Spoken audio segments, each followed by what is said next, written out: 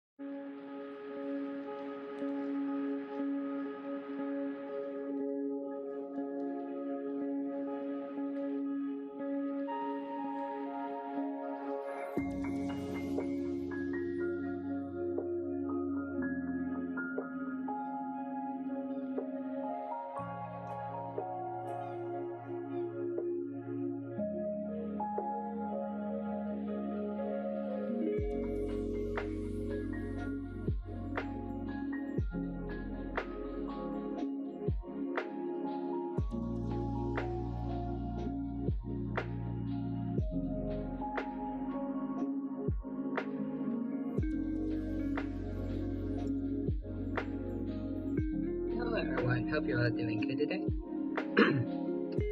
Now we are back with another odd stream. Today, we're drawing the Godzillas from the Reiwa era, I think it's pronounced. Shin Godzilla and Ultima from Singular Points. And maybe I'll get around to drawing Godzilla Earth or something, who knows. And maybe do these guys like their previous forms. Maybe someday. I think Kamata-kun, like the second form I think, for this guy here would be pretty fun to draw at some point. Anyways. Hold up.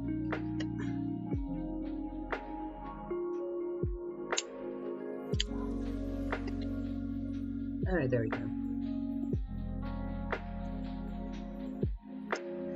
Okay, so let's see.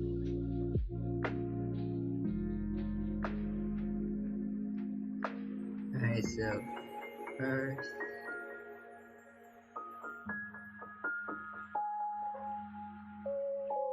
gotta recolor these in. Okay, so got it. But anyways, how are you all doing so far? I myself have been doing not too bad. Just kind of chilling out for most of the day. It's a Friday.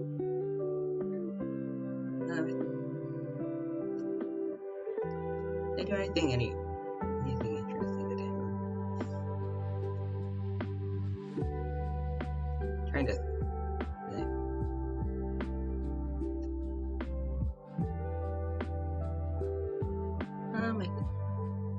Actually, this is actually perfect for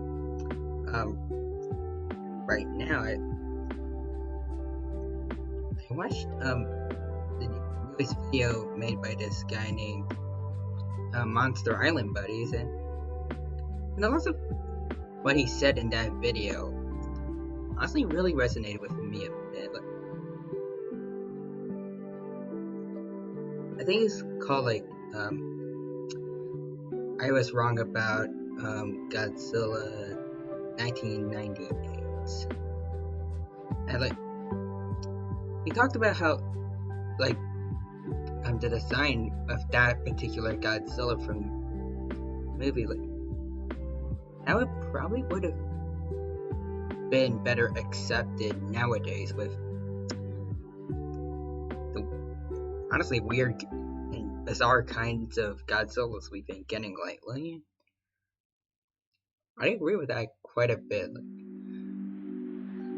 Like one of the things he pointed out is like if like Godzilla 1998 was just somehow removed from history and like released like next year from now, like it wouldn't be that out of place, and some people would probably say that it's closer to like the Showa era Godzilla than most of the ones we've been getting lately. And I mean, I agree. Like, if you were to put like Showa Godzilla, and then like Godzilla Aqualitus or like Amphibia from Singular Point, I think quite a few people would probably argue that Zilla is closer to the older days of Godzilla than they are.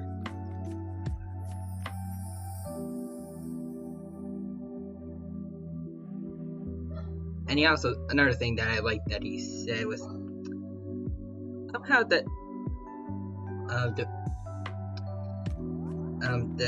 Godzilla the series TV show from the last few years of the 20th century that had kind of redeemed that particular Godzilla design. And as someone who basically grew up with that show, really hit me in the feelings. Because I love that show and I wish more people would give it the respect and attention it deserves. I know quite a few people out there like it, but it's not I feel like it's talked about all that much.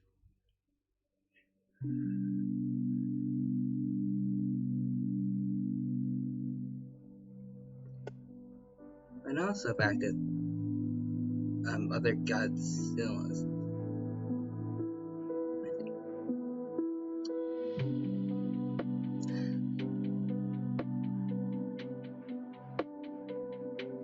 I feel like the kind of transformations that were given to the Singular Point Godzilla were overall they're a lot more creative. How do I say creative?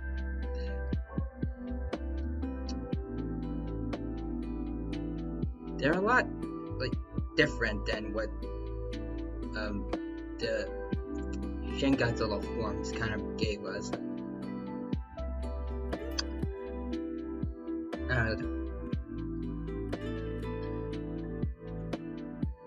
Like they are very bizarre, but like Kamataka's, but it's just kind of it's like just a regular Godzilla on all fours. Meanwhile, like Godzilla Aqualius is like in the trailers, most people mistaken it for Titanosaurus from the Showa era. And the third form, I don't remember his name, it was mistaken for Gorosaurus. Like, they were very imaginative with the Singular Point forms.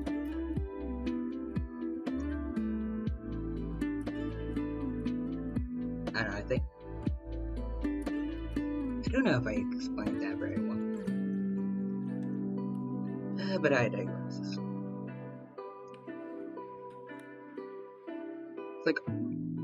It's like lots of the designs we've gotten in the past few decades have been very interesting, definitely.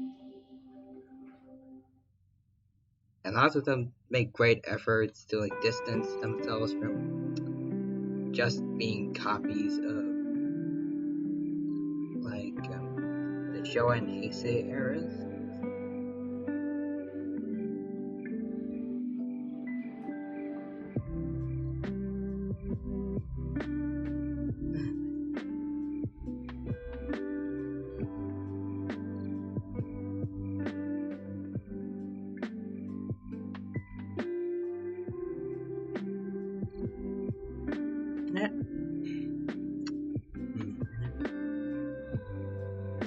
would like to talk to you guys about, like, how all my thoughts about Godzilla Singular Point, since I did finish this series quite recently, but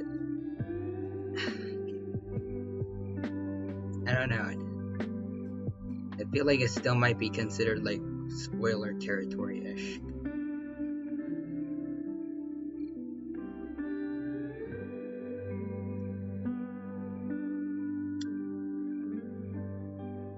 I guess it wouldn't hurt to like talk about the first few episodes, maybe. Like, in my opinion, those were not gonna like kind of the weakest episodes of this series. Definitely, like it's a very very slow start of a show. Like it takes a bit for the actual monsters to show up, and there's a lot of technobabble throughout the whole series. But when the monsters do show up, those are like those really make up for the less appealing scenes. Like when the Rodans first show up, I like his first fight with like kind of like the prototype for Jet Jaguar. That was beautiful. And so was that fight with Jet and Anguirus. Like when interesting stuff does happen,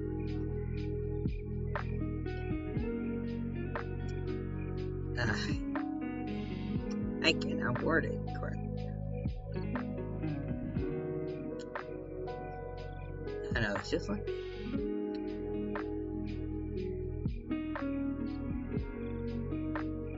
it makes the other scenes that didn't really catch my attention just kind of fade, I think. It's like they're no longer on my mind. I just want to see more of this.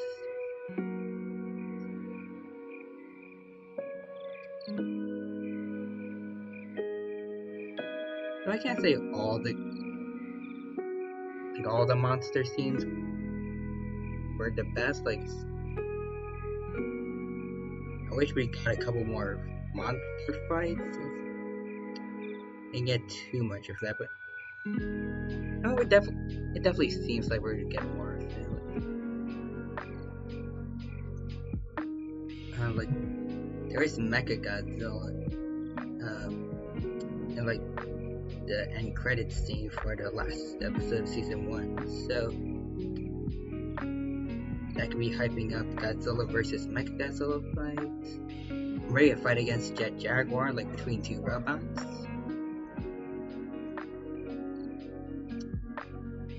Anything can really happen.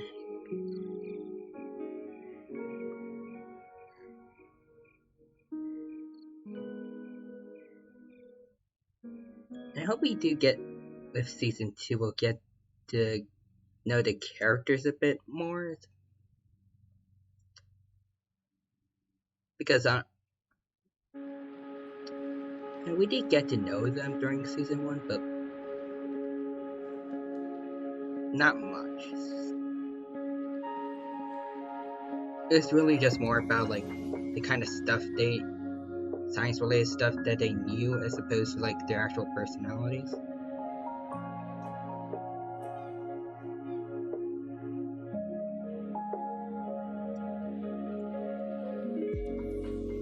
Like I would like to learn more about the white-haired guy who made the AI that's the Jaguar, and also I think May's little laptop. I want to know more about him. I want to learn more about May. And I also like to learn more about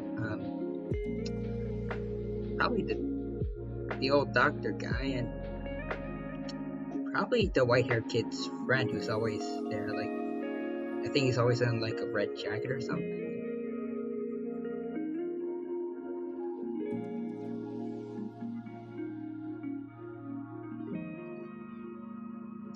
despite the fact that I only know like one of their names is kind of part of the issue. Like, and I'm not very good with names to begin with, but like I try more at least with like fictional characters, but like I really don't know any of them.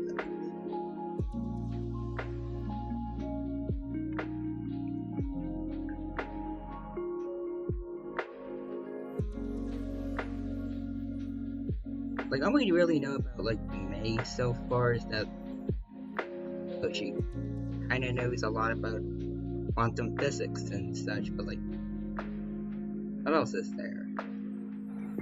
And same thing for the white hair guy. He's just a just a guy who can program stuff,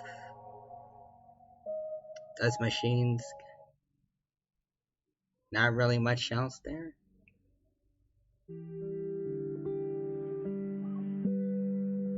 I don't know. I mean, one character in like this in the series finale was friends with both May and the white haired kid. I won't say who because that's probably spoilers, but somebody gets off at the end of season 1, and maybe that could lead to May and the white haired kid actually like meeting up face to face. Like maybe they're gonna hold a memorial for that person, and then you get some real character interaction.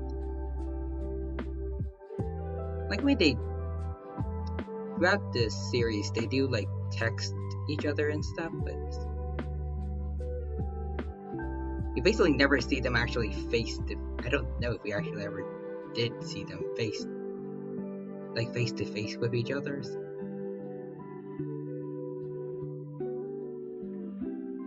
I think they might have had like one phone call in like episode 1 or 2 maybe.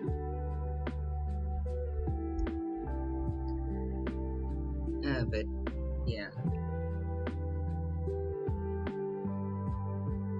maybe without the whole catastrophe thing going on with Godzilla, maybe they'll have time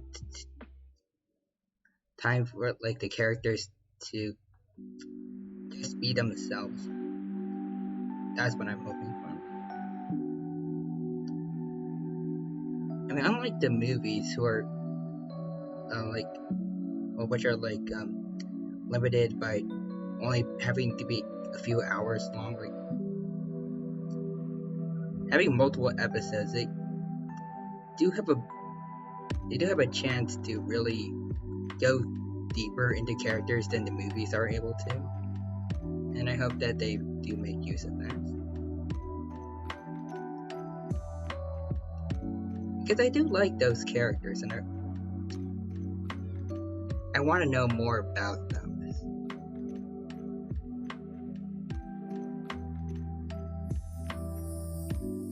But I don't know, so far the series hasn't really done much for them besides just having them talk about science stuff that like just moves this story forward. Like I mean, yeah, that is kind of the point of a story, but like it, but I feel like they could take like just like a small break or something, just have some time for us to get to know the people we're rooting for.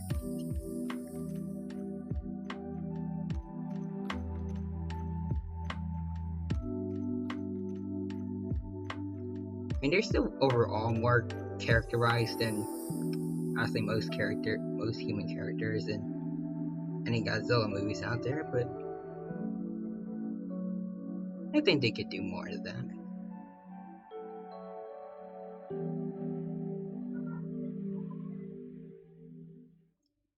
But I mean, I guess not too many people are really there for the human characters, so like, not that many at least. So, like, it'd be nice if they did at least.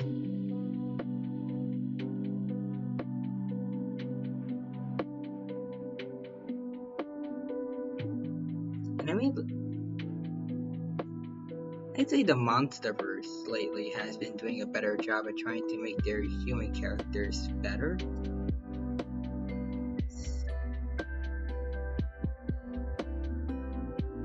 Like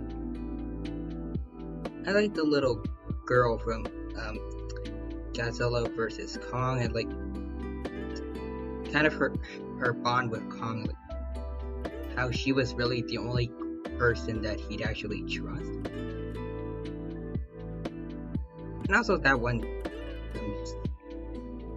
soldier guy and that one lady who was always with her. I think that was nice. And even though it was that scene where like he tries to call the little girl brave in sign language but accidentally calls her a coward. I think it was somewhat touching. At least the guy tried.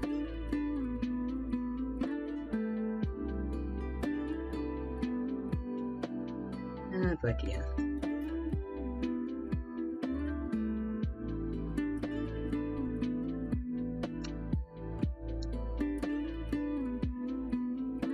I wish they did more with like people who were on the side of Godzilla. Like, I think. Oh god, what was it? Oh yeah, Madison. Like, Madison, that one friend she brought with her, the conspiracy theorist guys. They really didn't do all that much. Except kind of mess around with Mechagodzilla at the very end of like the fight, but I don't know. I feel like they could have done way more.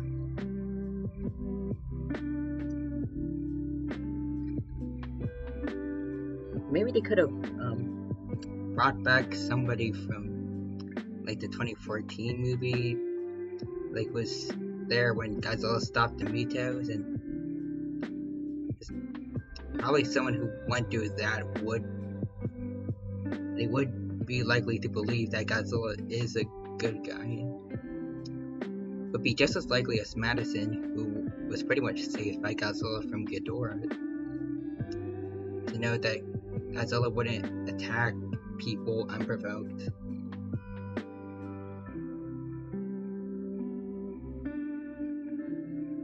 Like, maybe they could actually give that soldier guy from Godzilla 2014 a chance to really have a character.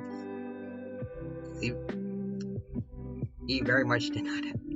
Well, he didn't have much of one in that movie. I think everybody who's ever reviewed that movie has said that.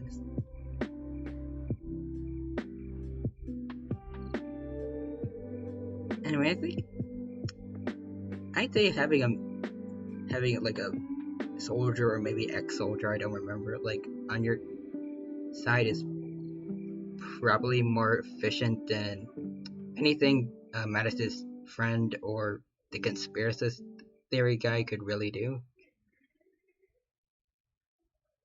Like breaking into Apex wise.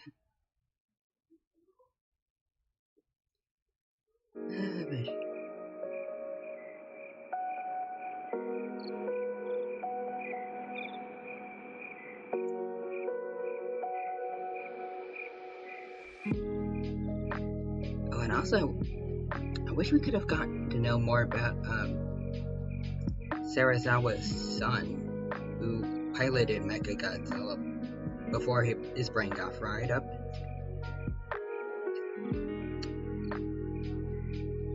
I don't know too much about him, but I know that apparently, like, he very much resented Godzilla since his dad spent some more time researching him than spending time with his family. But I wish they actually showed that in the movies and not just like the little like prequel novels.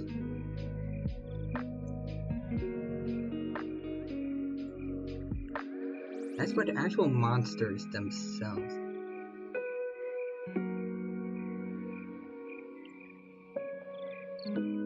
they were very the MonsterVerse kaiju. I think they're probably some of my favorites actually.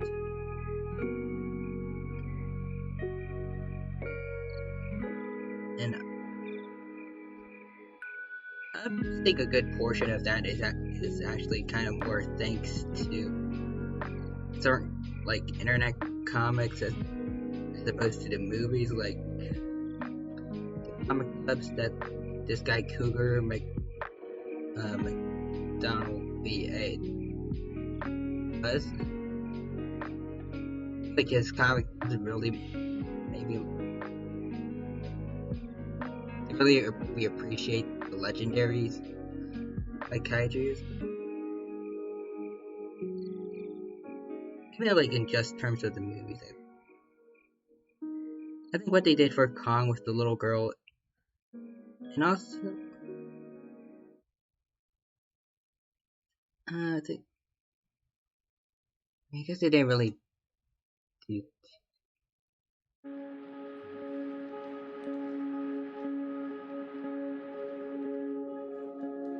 Actually, no. I think I can think of something for like the Godzilla side of things, like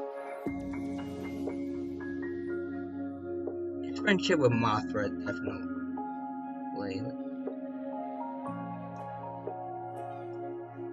Like also, I think heads of King Ghidorah, like the Titans. I should probably be using that term instead. Like the Titans from the MonsterVerse, they have a good amount of personality given to them. I mean, it's not too much, but it's pretty good. And they'll probably like delve deeper into it, since I think it's highly likely the MonsterVerse is going to continue with how Godzilla vs. Kong performed.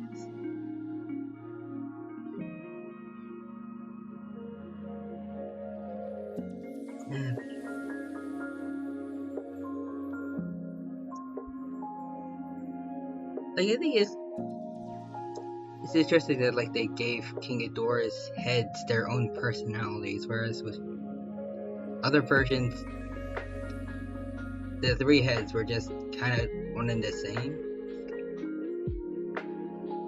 Like there wasn't really much difference between them.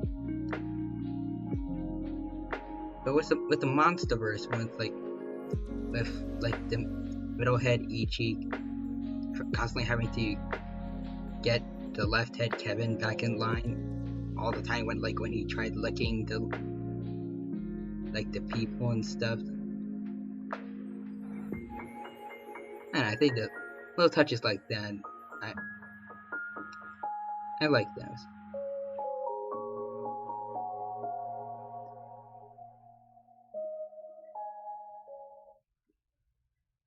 Now Mothra's sacrifice,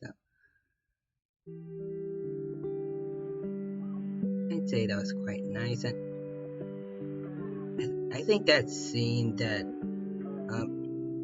of Mothra as a larvae when they got the orca working, and like she was just being nice and peaceful, and like Madison and her mom were able to just like pet her and such.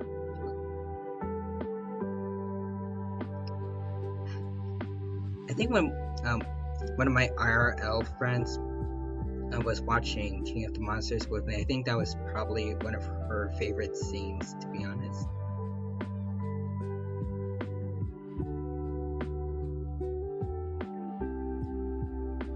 But yeah. say that a lot, but yeah, I don't know why. There's a lot of things I just kind of say a lot.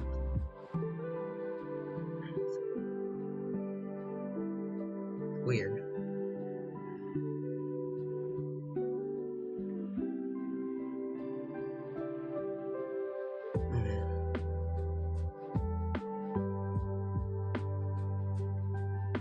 And also,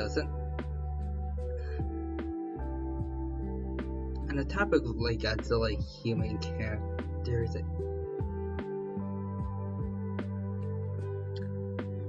I will say that I actually kind of think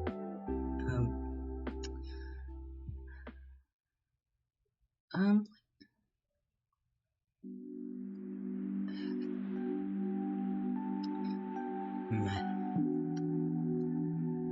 I think like probably the best human cast from any Godzilla media I know of is probably from Godzilla the series, the animated series, like the one that was based off the 1998 movie I talked about a bit earlier.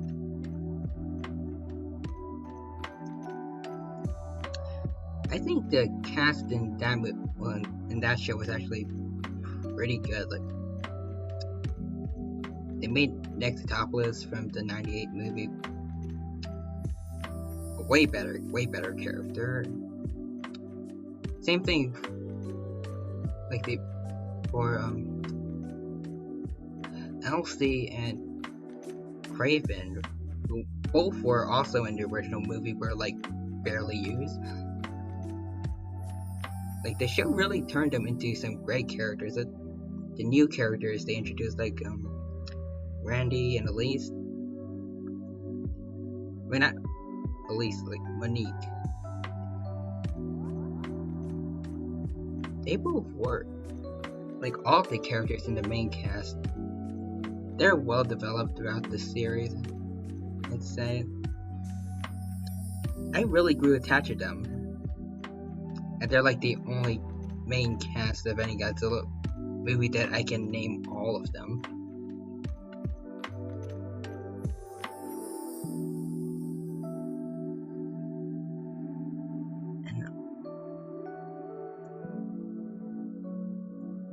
I would say that some of the characters didn't really get any better, but like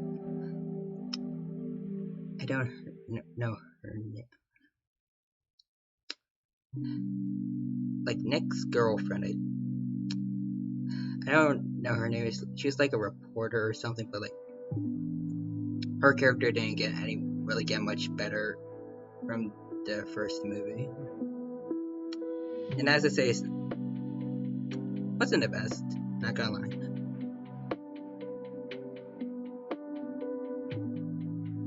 But her cameraman is, I say, he was in both versions. He was not a bad character at all.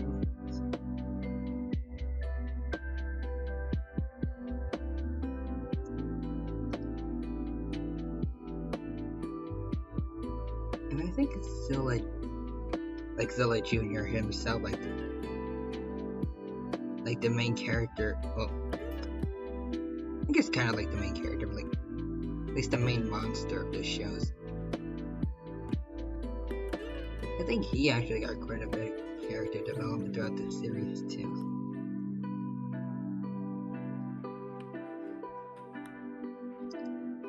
Like you could actually feel for him sometimes.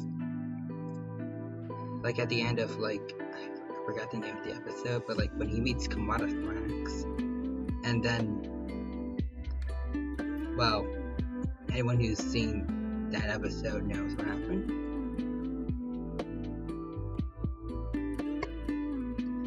But you know, and the fact that he kind of displays like human-ish level intelligence, like both like normally and like emotionally.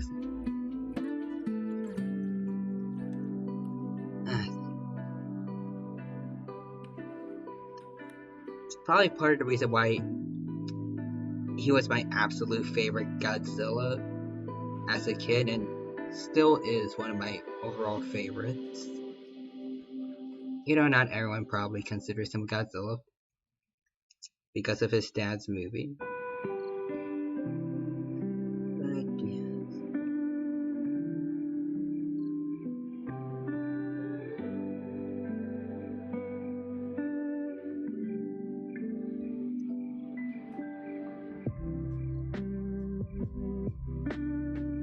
I wish that series got more episodes, though, I will say. Like, the very last episode that aired, it didn't have any sense of like a finale or anything. It just felt like just another episode, really.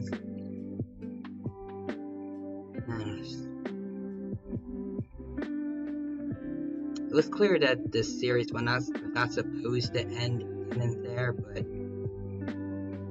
got cancelled, I'm pretty sure, because it couldn't keep up with Pokemon or Digimon. And that's kind of a shame, though. I do like Pokemon a lot.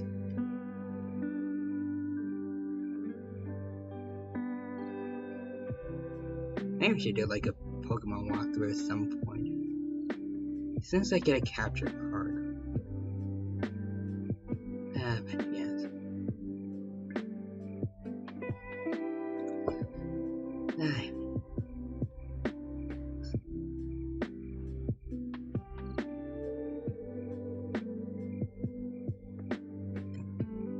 Also, there's this yeah, most G fans probably don't know about this one, but in the Heisei era, there was a movie. There was an unreleased. There was a planned movie for the Heisei era that ended up getting rejected, but I think it was called like Godzilla vs. Godzilla, or like Godzilla vs. Ghost Godzilla. It was like the original Godzilla from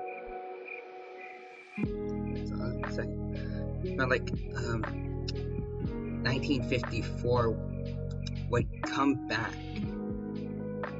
and it would instead of Junior getting killed by Destroyer, I'm pretty sure Ghost Godzilla would have possessed Junior, and then Heisei Godzilla would have had to fight him. And what I would, that sounds horrible for Glow Junior. I think that could have made to be an awesome movie, I would say. Like having a new Godzilla fight an old one. Just kinda something they did for Kiryu in like the Millennium era, since he's built around like the bones of the original Godzilla, but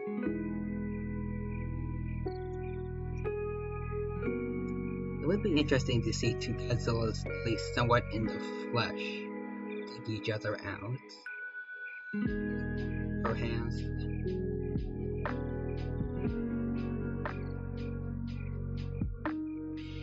And maybe that's part of why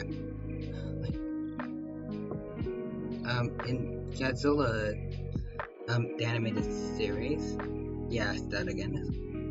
Godzilla Jr. actually, he fights like his father brought back as like Cyber Godzilla, and there's a specific video of that fight that I would just watch over and over and over and over and over again as a kid.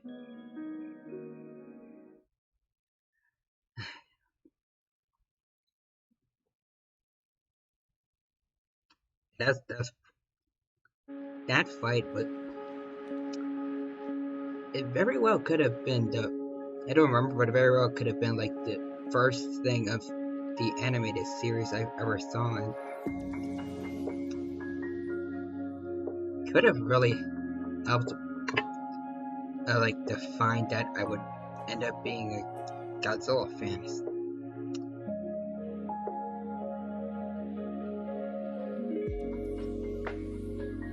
Like that fight is just amazing. It's nothing I feel like, at the very least, I could really complain about it.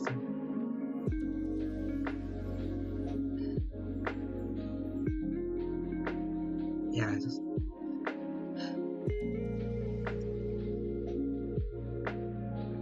it was probably one of the coolest battles I had ever seen as a kid.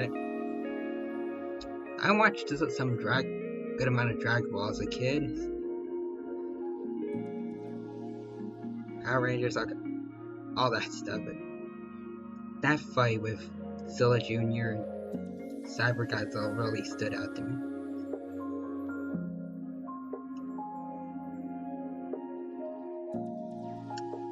And I will actually want to point out that Kiryu is pretty much also like a cyborg Godzilla.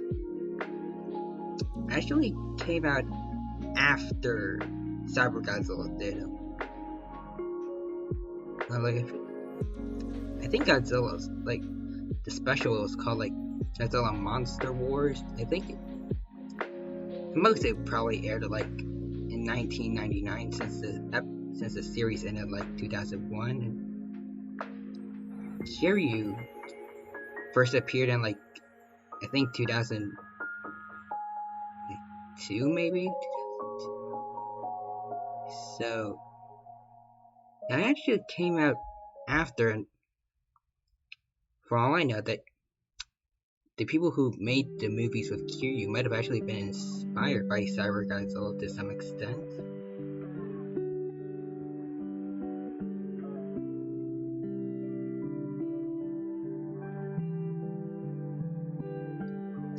And besides them,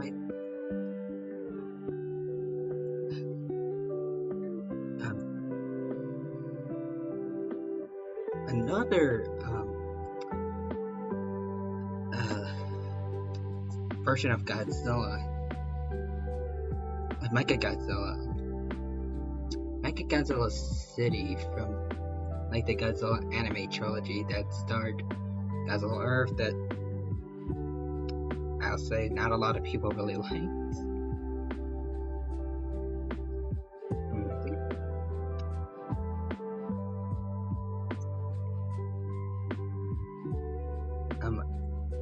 It's an interesting version of Mechagodzilla, definitely.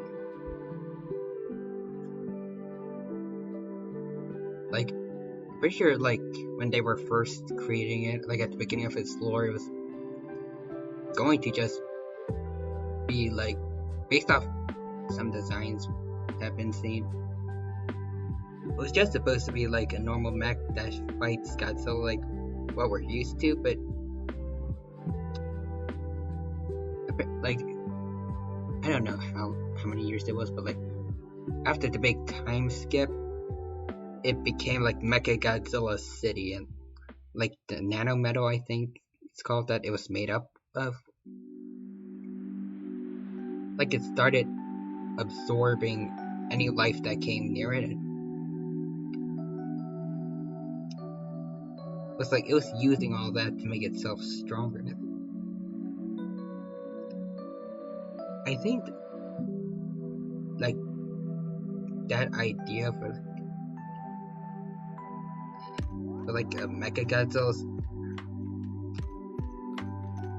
is very, very unique. I don't know how to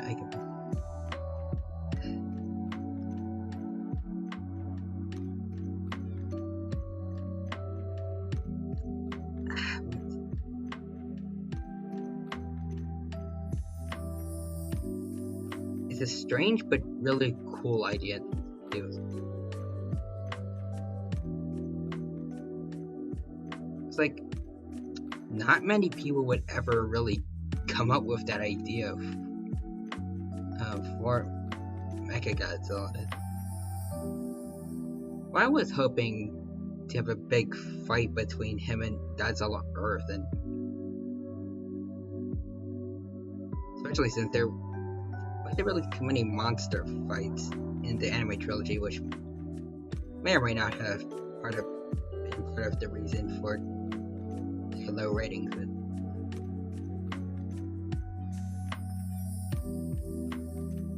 I think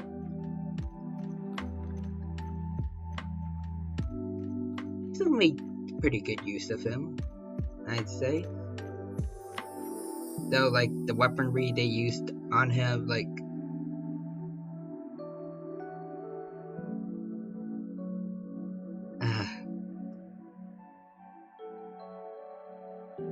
everything Mechagodzilla had that the humans were trying to use to kill Godzilla Earth, like, they didn't really do much. Like, I remember they were trying to heat him up again, like they did with Godzilla Phileas, basically Earth's son, but like Godzilla Earth, all he did was just like release the heat and then boom, completely useless on him. Like it,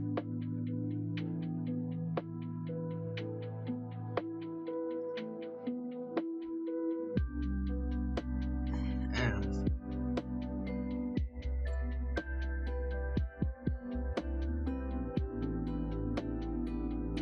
There wasn't really much that was really challenging Godzilla Earth, I feel.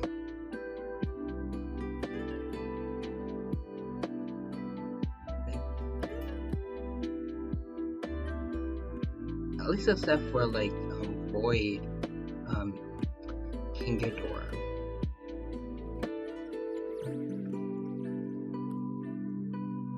Then right after, like, they got rid of the whole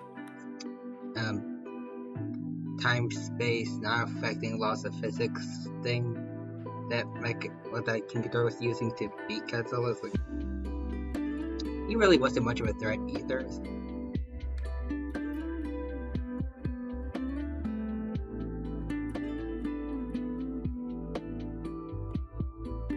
Like,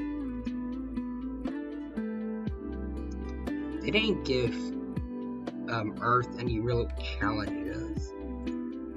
We have the movies. Well, the movies.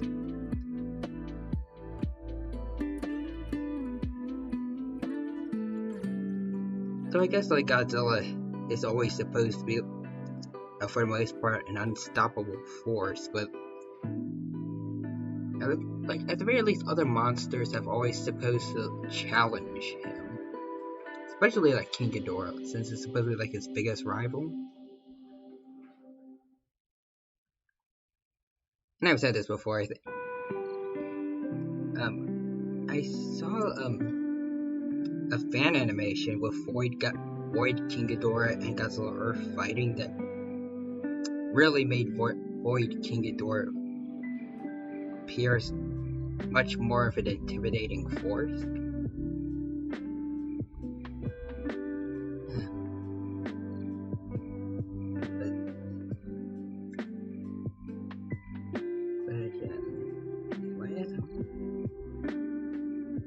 Enough of that. Now I need to get a reference for the background, because I don't know, there's probably a lot more I can do with this.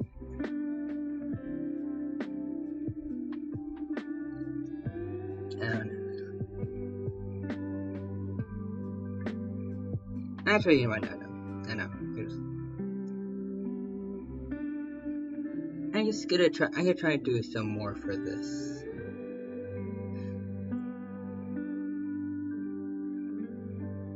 Nice.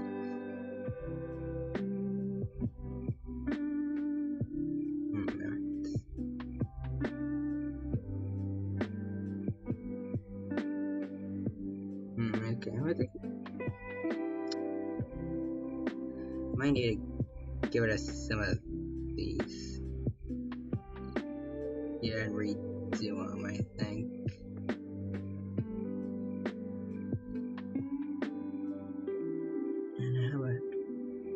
Okay, the rest aren't too bad at all. Oh, wrong one.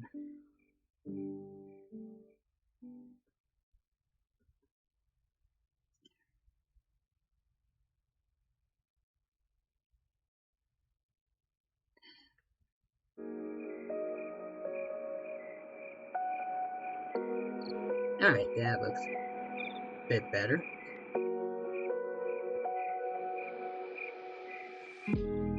Also, I want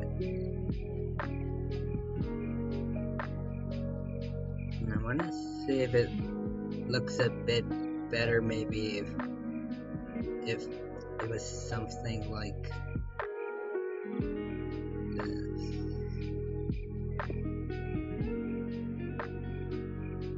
Maybe I should probably put on a different layer, just in case. In case I'm not actually happy with this and I want to get rid of it all.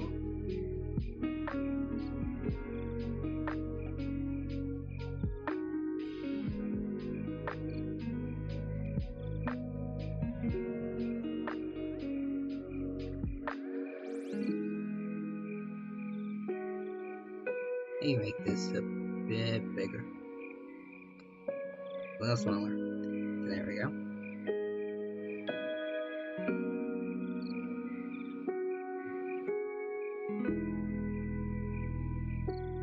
Okay, it's not looking too bad.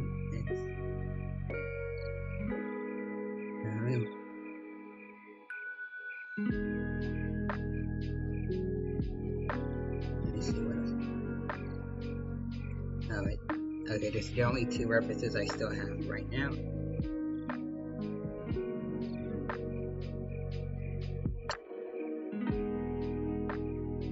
I don't know.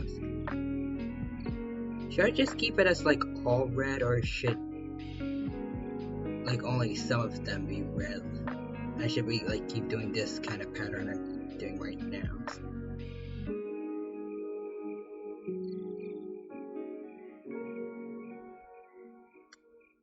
I'll just keep going until the end and see how it looks for me at least.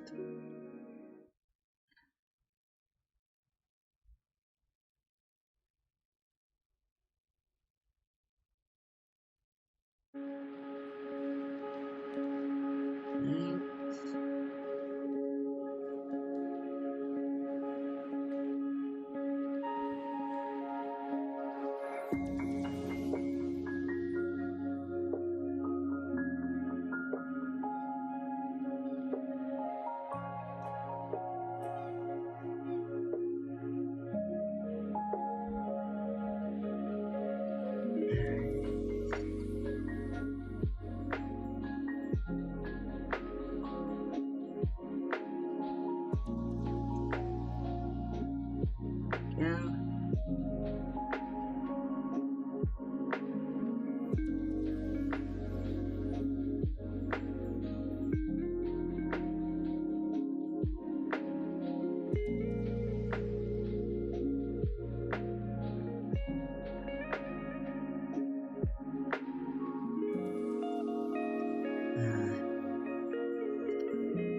Trying to come up with things to talk about, but I don't know what.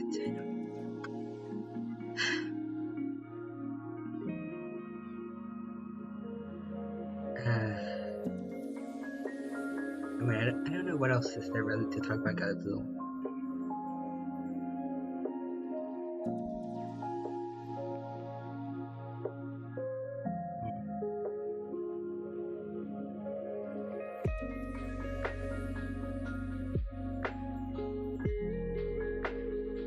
Oh, actually, I think there's some.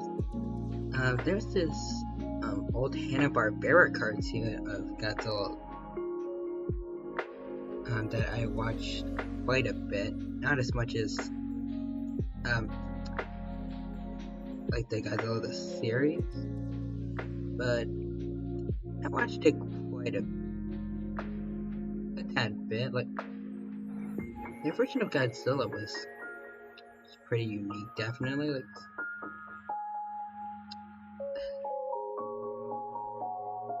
it didn't make like the Godzilla roar at all. It's just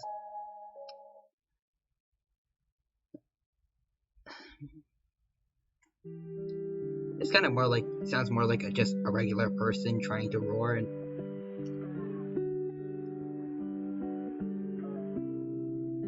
it actually looked more kind of like a generic dinosaur, just with like Stegosaurus dorsal plates, than really like most iterations of Godzilla overall. Also, like its fire breath was like actual fire, not just like it's, I don't know. It had like actual fire breath as opposed to like atomic breath that other Godzillas have, like which most of are actually just like pure radiation. And also had like laser eyes, like eye heat vision, like Superman.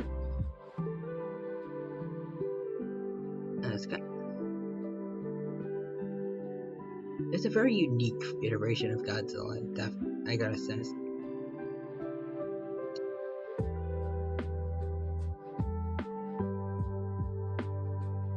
And I remember this one episode where like it fought some sort of, like it fought like a dinosaur, and then like somehow, and like the main human characters whose names I do not remember, they got sent back in time, I think. And I don't remember exactly, but I think they came across like a meat-eating Diplodocus, which is kind of weird. And I think it may have fought Godzilla a bit.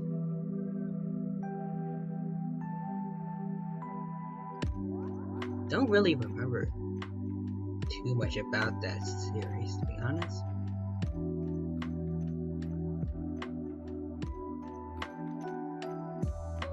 I will say it was pretty weird.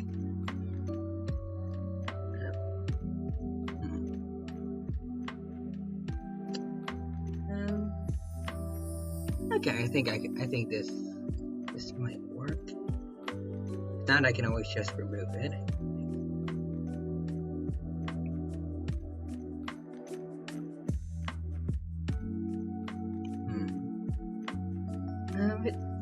I don't know what else really there is.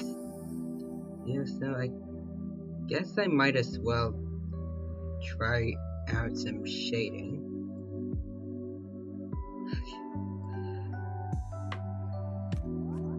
And by shading, I mean my weird, really not version of shading that's just use this kind of brush, like airbrush soft.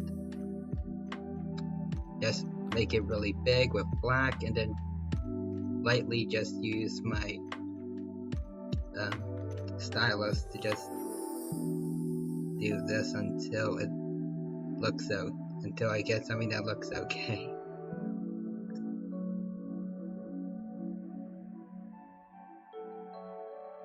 Because I am terrible with lighting.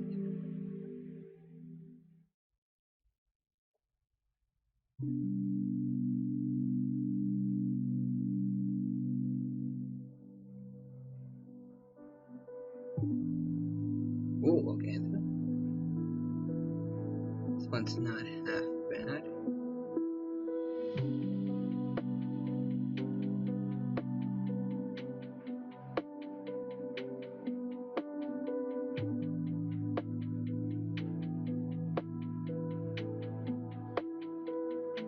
I probably should have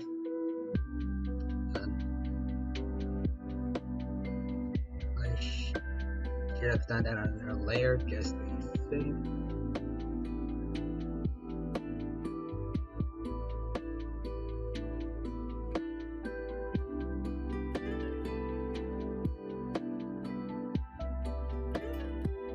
Definitely did not use me as a guide to be a better artist, at least in terms of shading, because I have no idea what I'm doing.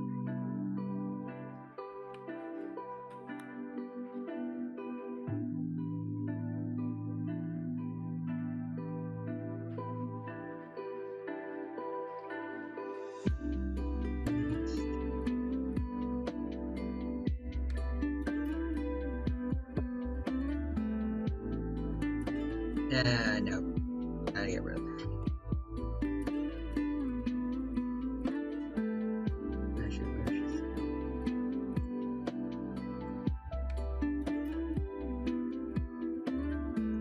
Actually, no.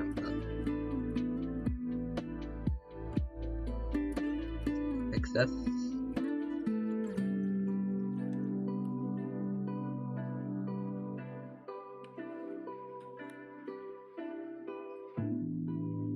There we go. Sort of.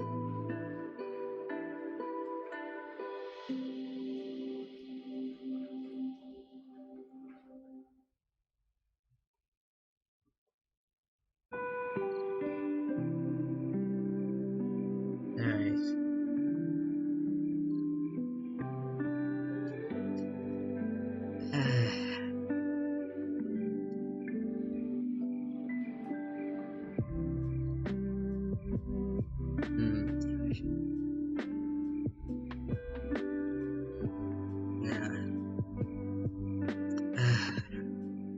I don't know.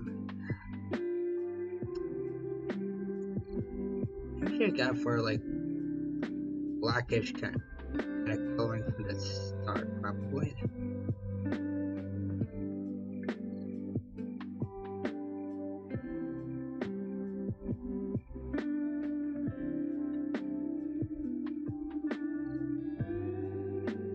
Alright. And I color this.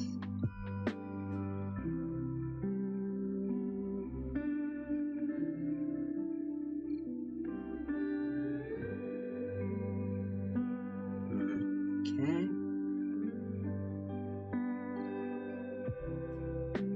And there we go.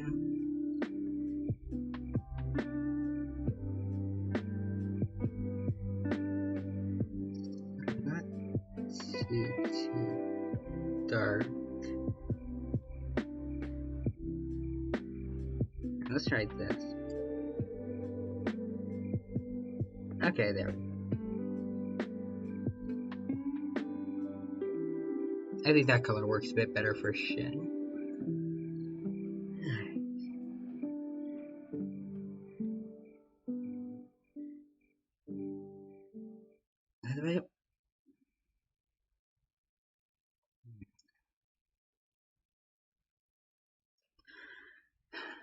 I want to do like the little red part here.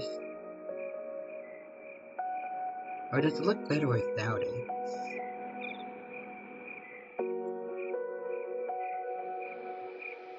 And I look at a bunch of other references, and I mean, they don't really have, they don't, not a lot of them have red in that, like that rounding eyes. Like this replica of Shin over here. So maybe it's better just like they keep it like this for now.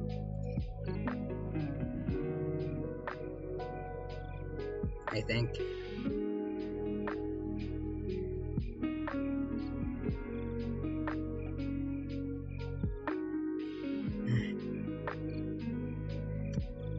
Thinner layer.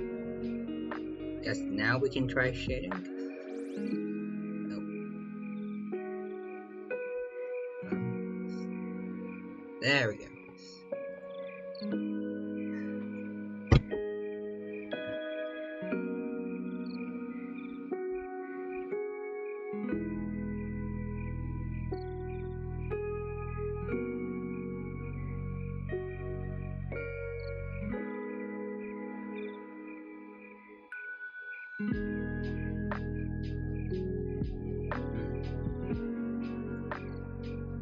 Does that work maybe?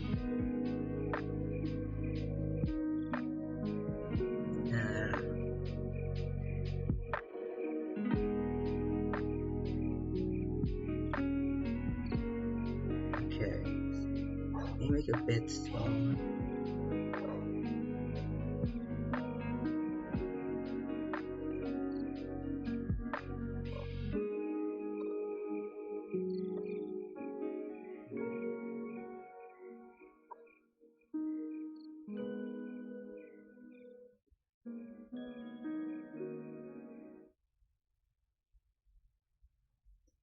Um,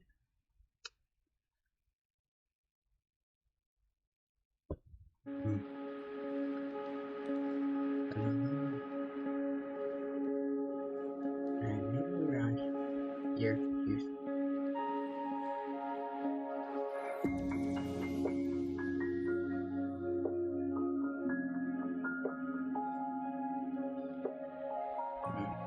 I don't know.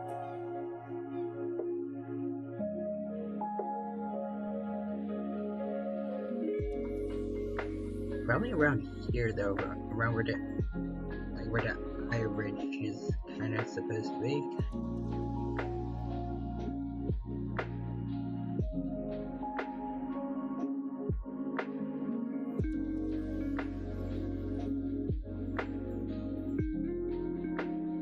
No. Okay, maybe yeah, something a bit more lighter like this.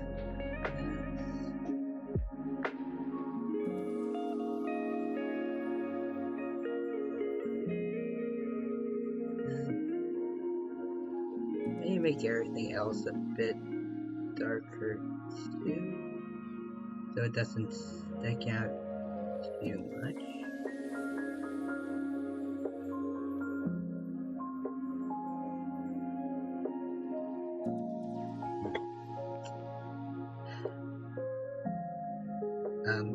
Okay.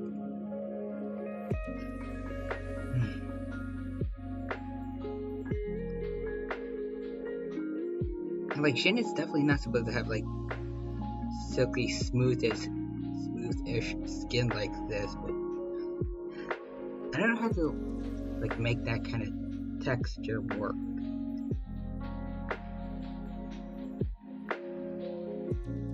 At least as I am now.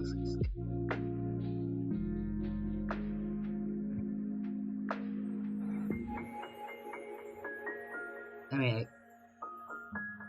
like trying to make the head look a bit wrinkly and around here too kind of helped, but I don't feel like that's enough though.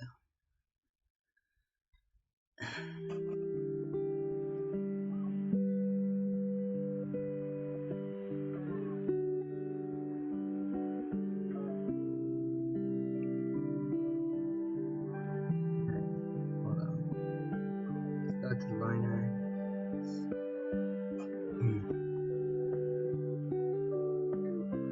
Maybe this look good.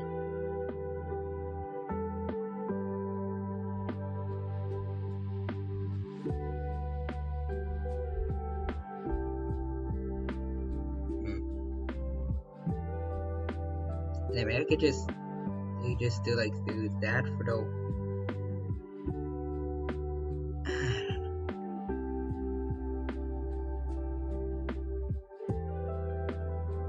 I don't know.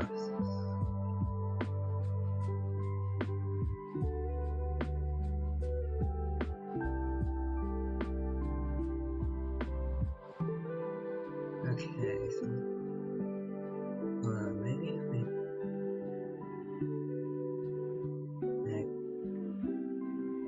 do this, easy does it. Don't want to get anything I don't want. I cut it to a different layer. Okay. Oh well, I missed the spot over here, but it's just like a single pixel, so it's nothing to worry about. Yeah, let's do all this and see if that gives it more of the Shin Godzilla look it's supposed to have.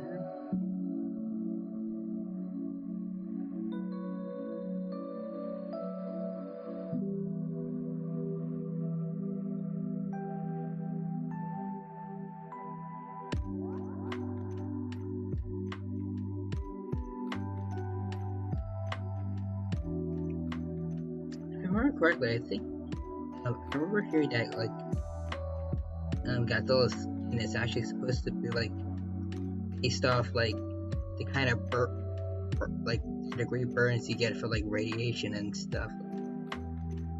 And I think that's kind of an interesting touch to like Godzilla's design. I mean, I would just be satisfied with no, it's just kind of a giant monster that's reptilian, so we give it skin like this.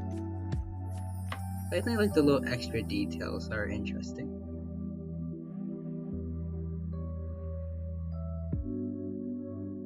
But I lost sight of my mouse.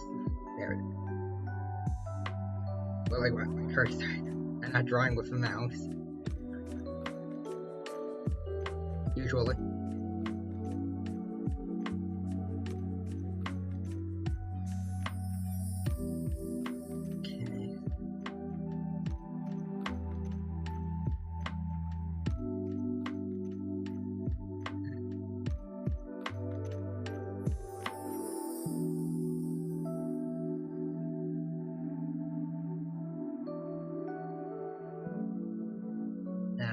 If I don't like this in the end, which I might not,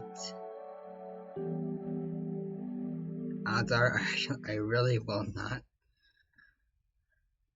We put all this on a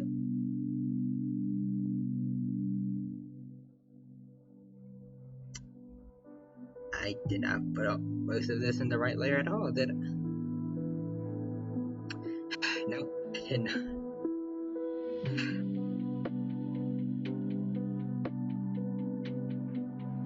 Really, guys, do not use me as an example to get better at art.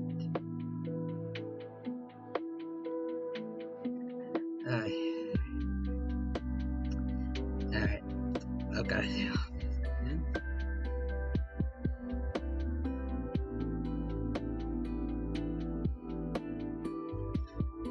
So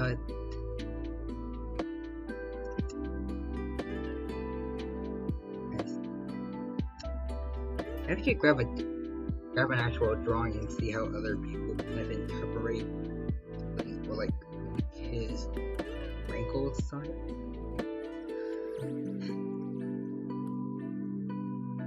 I don't know if it's really gonna help me.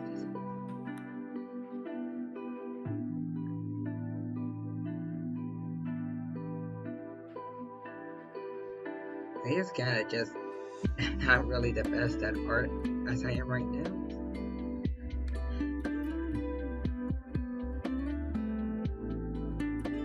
And like lots of the tactics these people are using they are definitely some like advanced level stuff.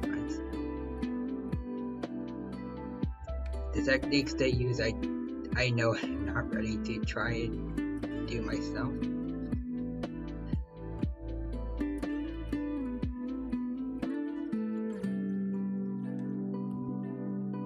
I mean, I guess I could just stick with this maybe.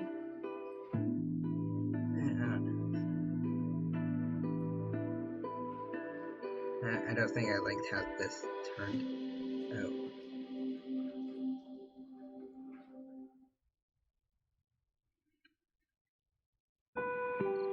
Wait, hold on.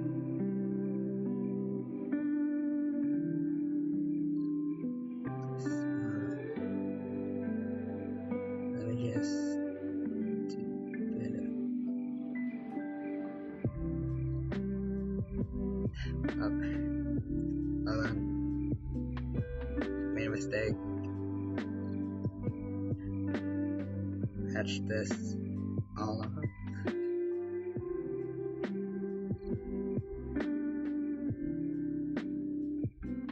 No, I think I need to patch the whole thing up.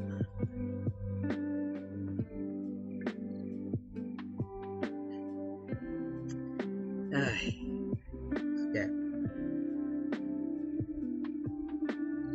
Now these parts should at least be darker, because underside.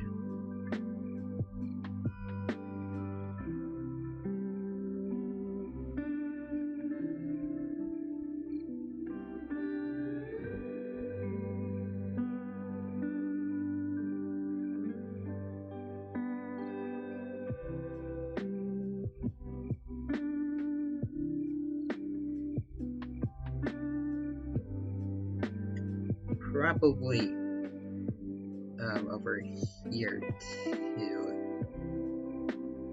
I think these little bits on the side also should get a bit colored in, so they match with the rest of the skin.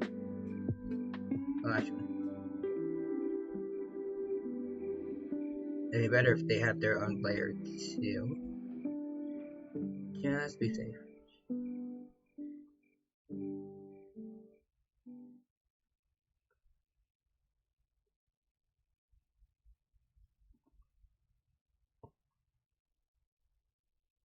Yeah, I think that works. I can't be named. I keep forgetting to name these layers.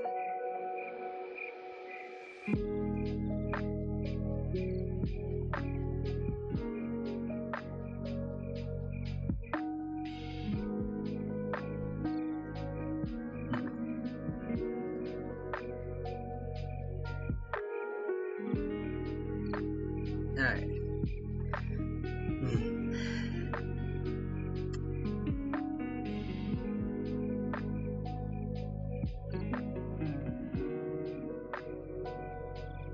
Okay, now that that's done, I can...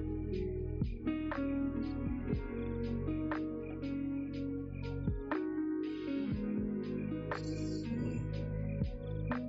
Yeah, start like all of this. Okay. That's the right layer. Yes, it is. Okay.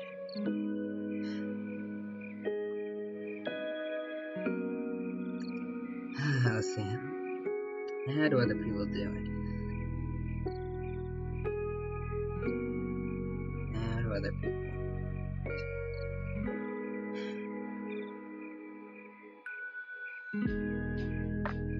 Yeah, no, I don't think it. And techniques these people are using, I can't really do.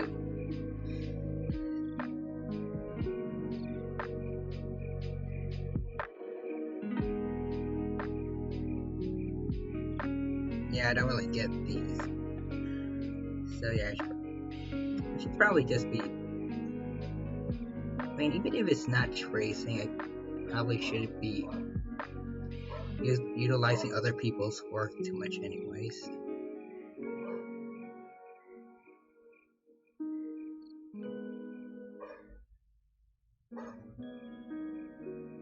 So yeah, I'll just do these on my own to see how that looks.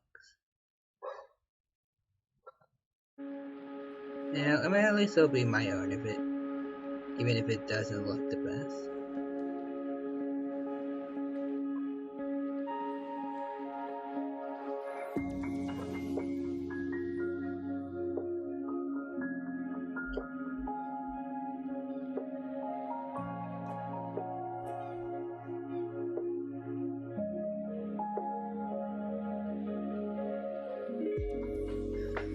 Alright, so now here.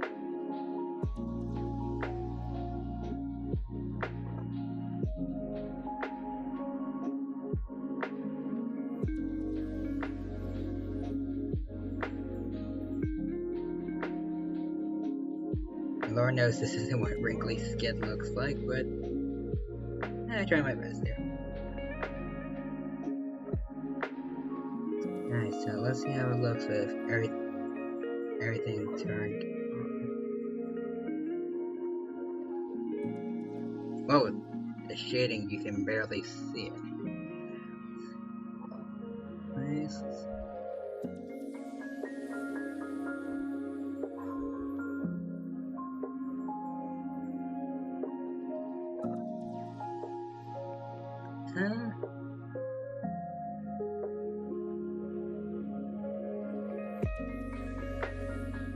I mean, I think it's a good enough effort, maybe.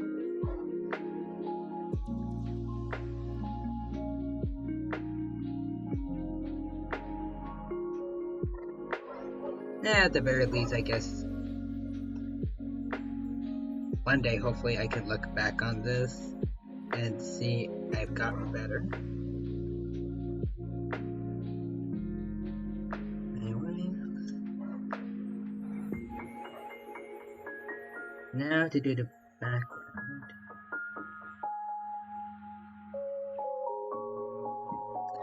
Let's see.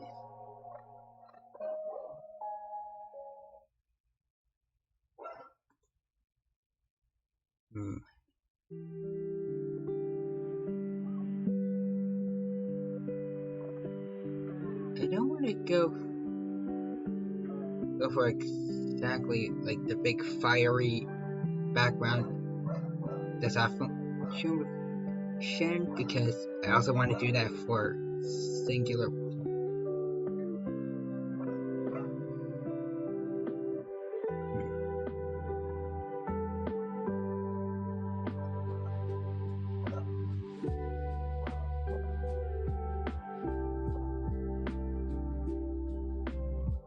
And in that case, I would have had to make the dorsal plates glow purple instead.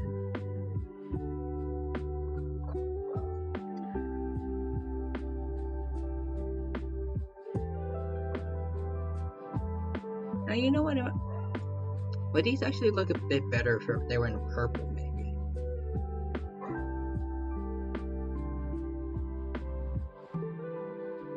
Maybe. Am I wasting time with this?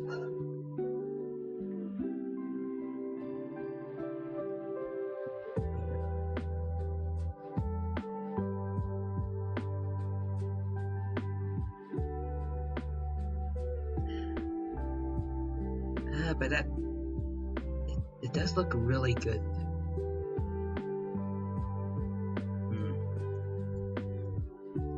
Well, I guess they look.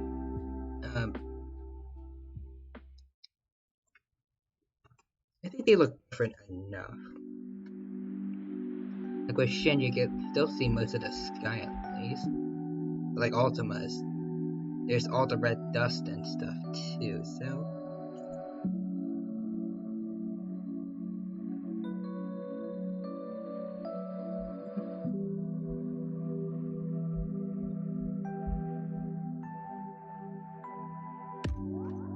You know what? Yeah, I think I'll go for it. Let me just find a good.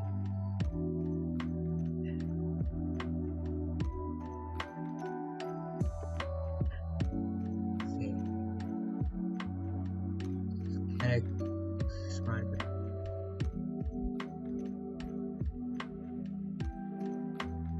Wait, hold on. I think I already have one, don't I? Yeah, that. I want to come up with use my own colors here at least.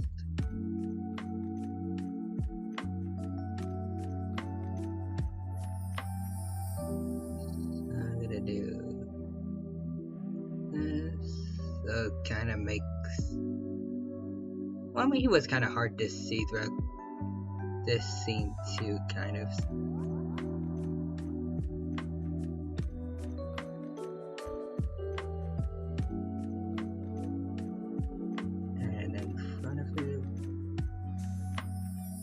Like lots of oranges, bright orange. Okay, there.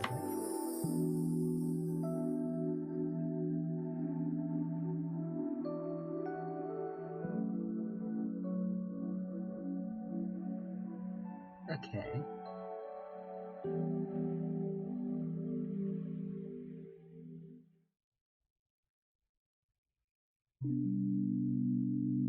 Alright. Alright, a bit of yellow here and there.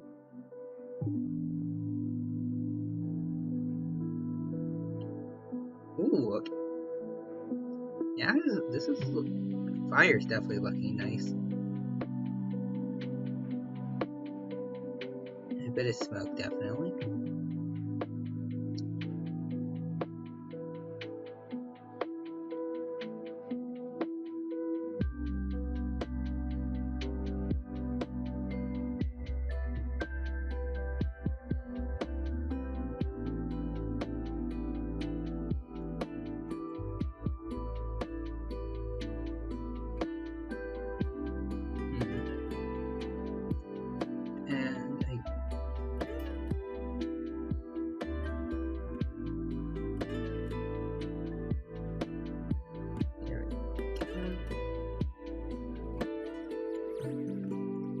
Okay,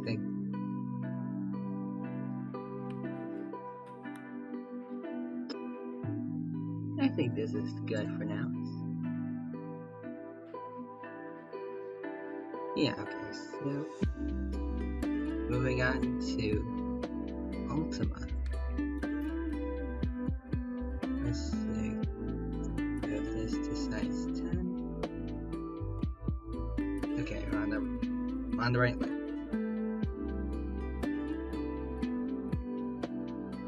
Alright.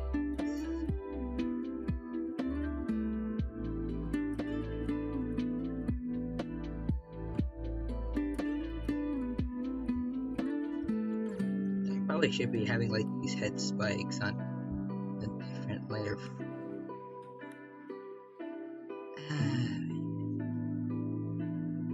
Kind of too late now. Alright, let's keep going.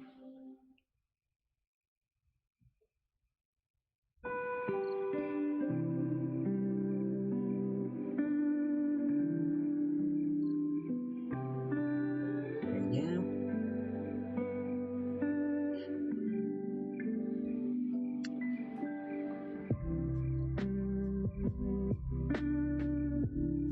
Oh, there we go.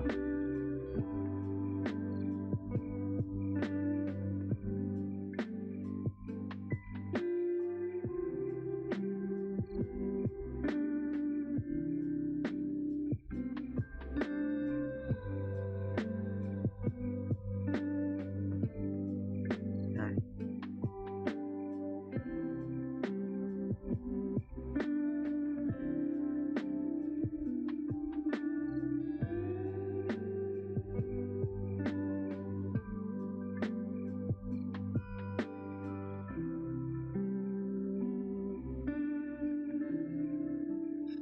Okay.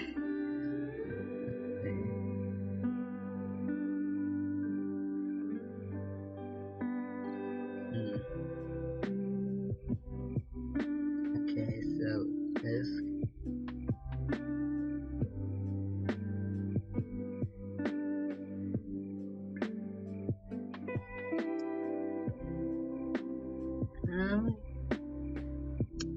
I think line art is pretty much good. Now we just need to erase the bits where everything kind of overlaps a bit.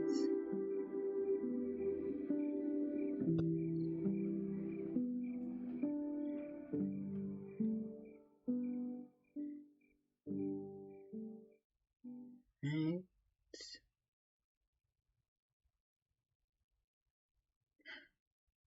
Now we should be talking more about it. I don't know what they're not good at this.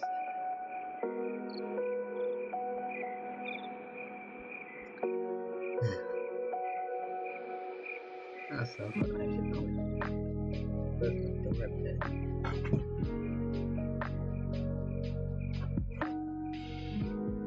Okay, I think that helps a bit.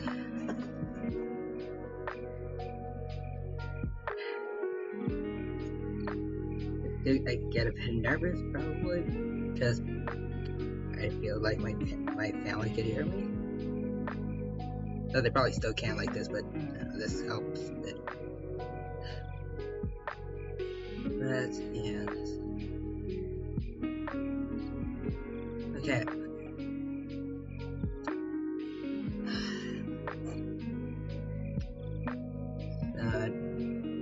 It's probably should be something Godzilla related considering what we're doing.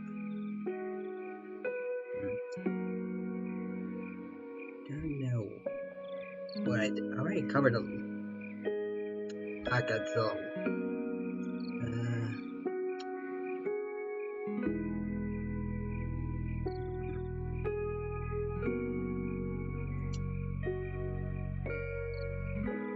Well, there's a lot in Godzilla I could probably be talking about.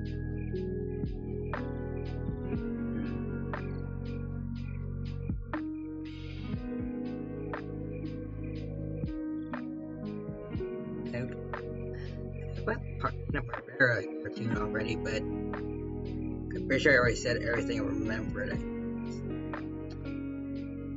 I guess I did mention Godzuki, like Godzilla's little sidekick, and he looks pretty much nothing like him. And not gonna lie, it's kind of an ugly like design for a young Godzilla, we'll say. But I mean, Godzuki is definitely better than Manila from the Showa era, so, and the Millennium era too, because he was in Final Wars. But he's never going to top like Junior. Junior, especially the version of Junior from Godzilla vs. Space Godzilla. There's not much that can really top him. Like that design of Godzilla Junior is a national treasure and should be treated as such. It's one of those. It's like one of those adorable designs that baby Godzilla could have.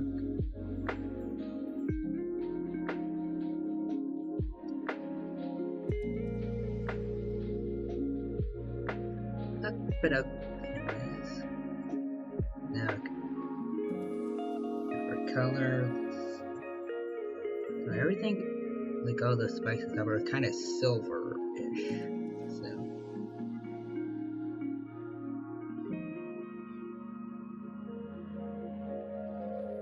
well, also kind of a tint of blue, kind of.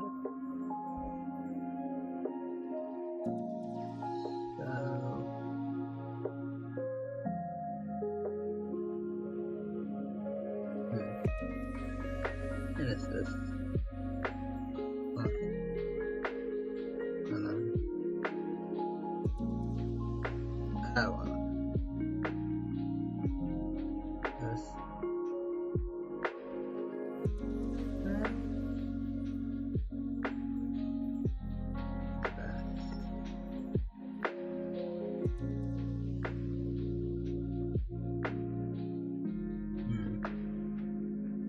More gray, but what this thing is?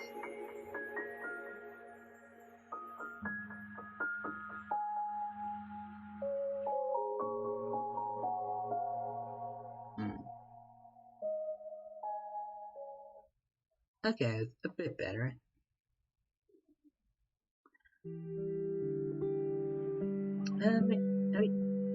Should I do? Okay, I might as well.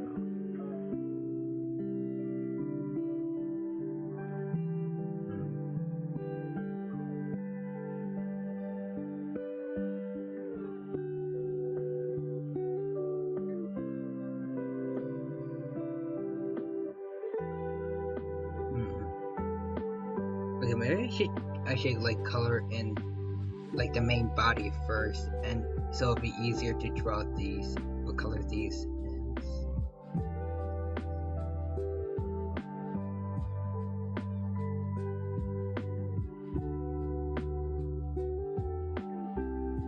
So this maybe a bit of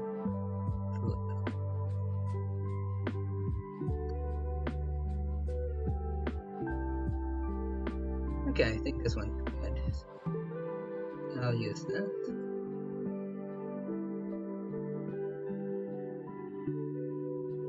Alrighty.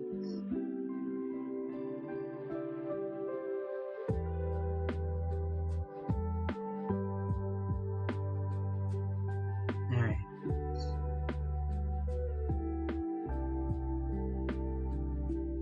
We just kind of color all of this in. And then this. Oh. Hold on. Get back to line art.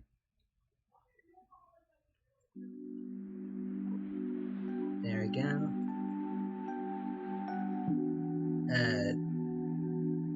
Didn't do a good job though.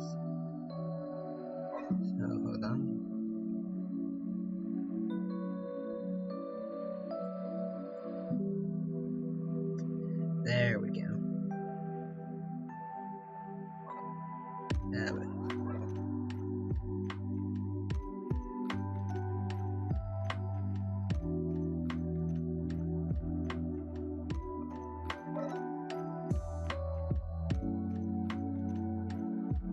Okay, I'm not even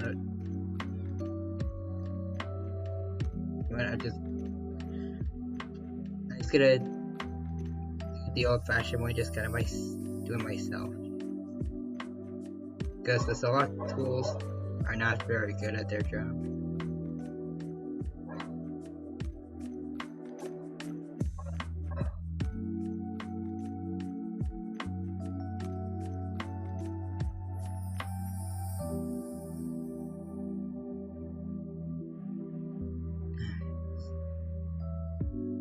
Let's see, this, then coloring the teeth and the spikes, everything.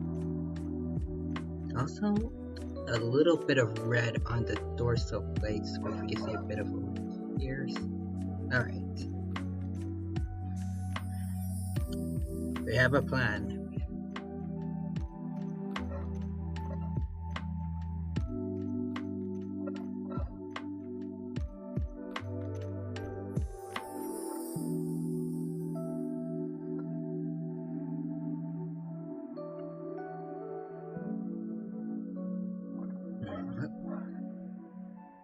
Alright, so back to singular point.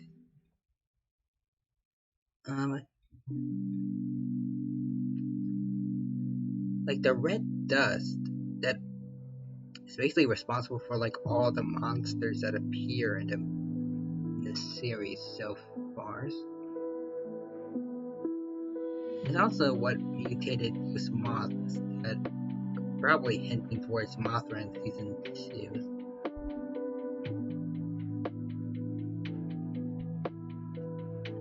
I wonder what that stuff actually is. They probably did explain it in the actual show, but I'm just too dumb to understand what half the characters are saying. So it's kind of left in the dust as to what, well, the red dust could really be. It's like maybe something like another reality. It's just like pulling the monsters from out of nowhere.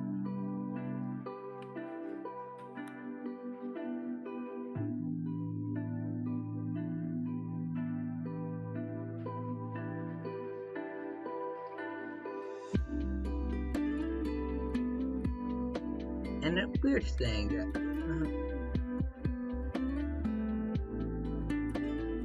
according to like the first episode, I think like Godzilla was like a part of like ancient folklore and stuff, and I think it's said that like Godzilla would bring upon the world like a huge catastrophe and something like that. But if he showed up in folklore, that would imply that like he was there on Earth before. So like, what stopped him the first time around? Like Jet Jaguar wasn't. I doubt Jet Jaguar was there when he first appeared. So what happened?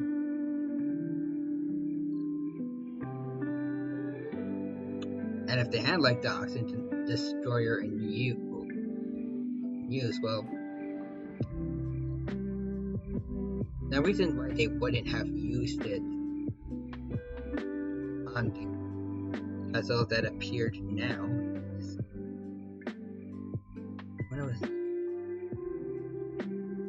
I wonder what happened there.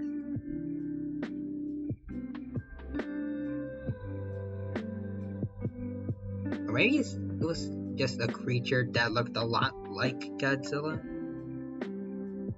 But I just so coincidentally predicted what happened.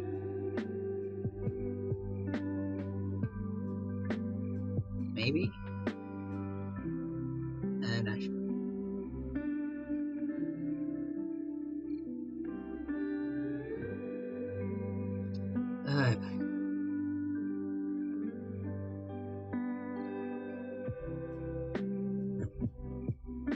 I wonder if they're ever gonna give us an explanation for like the blue Hedora and like the black Rodan, some of the other monster, like that one creature that looked like Gabara.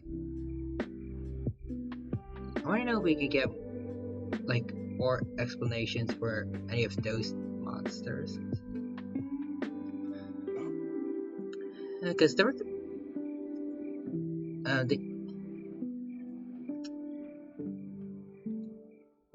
were just kind of there, and then after a few minutes they weren't.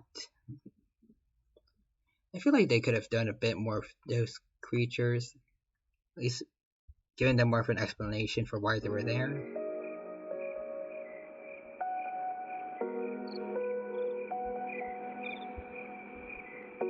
Like the Black Rodan, I'm pretty sure was just kind of there to get bodied by the third form Godzilla, and that's about it. Blue Hedora was just kind of like a minor inconvenience for Jet Jaguar and the humans too.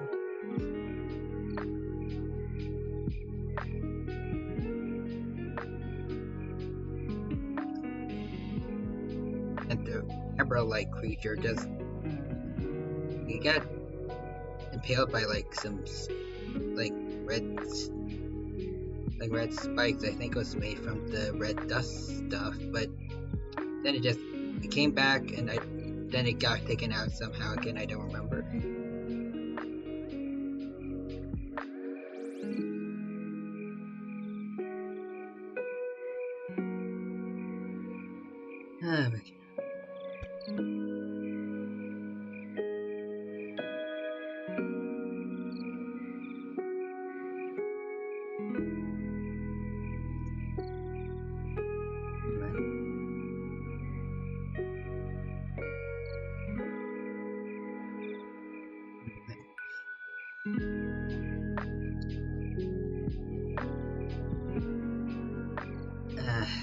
How much else I can really say about Healer Point, I feel like, without getting too much into spoiler territory. I guess I sound essentially spoilers earlier by saying finally someone dies, so I mean, I guess I just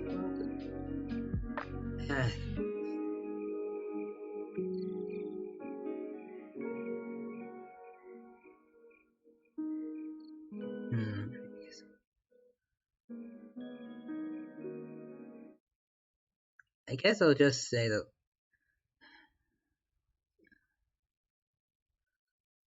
like the final fight was really something amazing. The death of that particular character, and what was also, I'm pretty sure, was like the last words of like spoken in the first season, actually.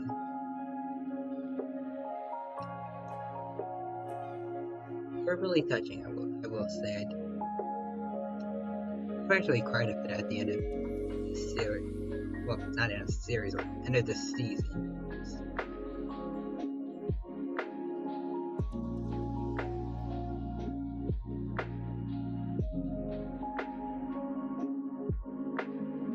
Then the whole city gets like covered in like blue crystals, which might be important later.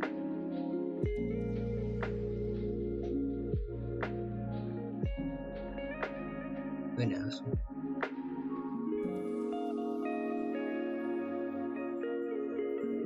I don't know if the red dust thing overall is dealt with, but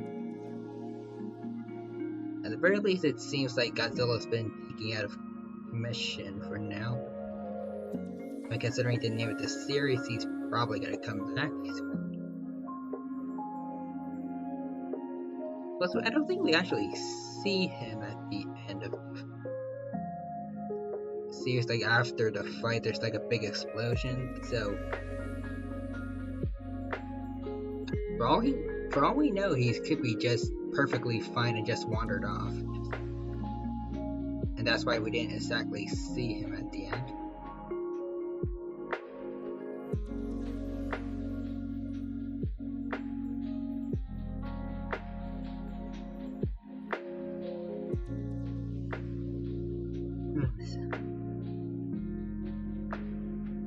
But yeah, that's.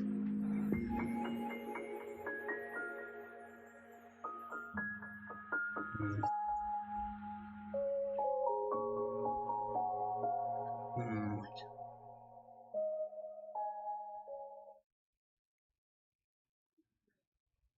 Hmm.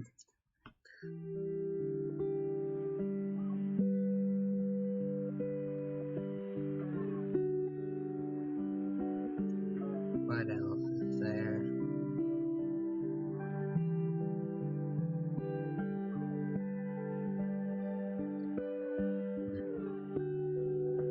So what, for those of you who have seen this series, probably, what monsters do you want to see in like season 2? I mean, I personally, it's a whole bunch, but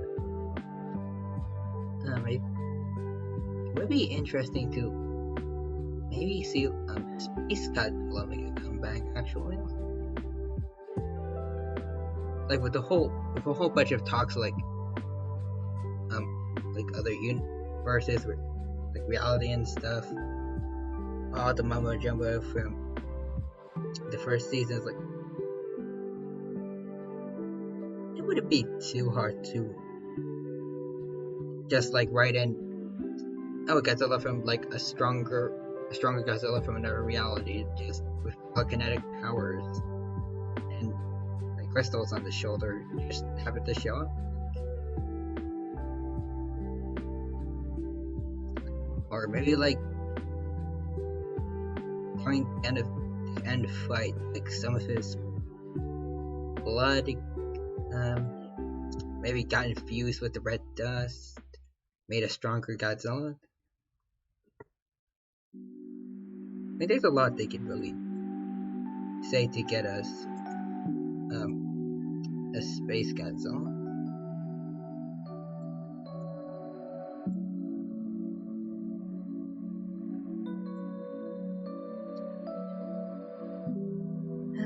And also thinking horror, of course, because I mean he is Godzilla's main rival. Of course, everyone would love to see him make an appearance. And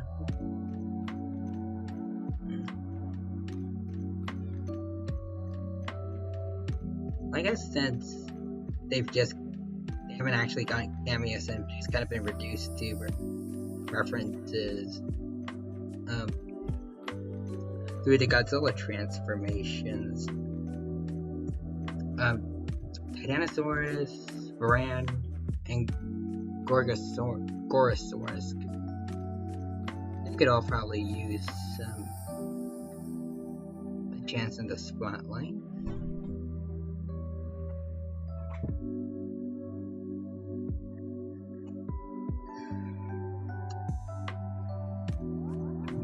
What else would I want?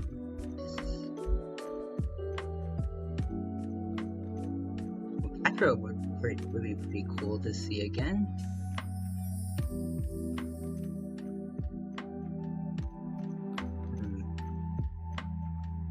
And maybe Orga.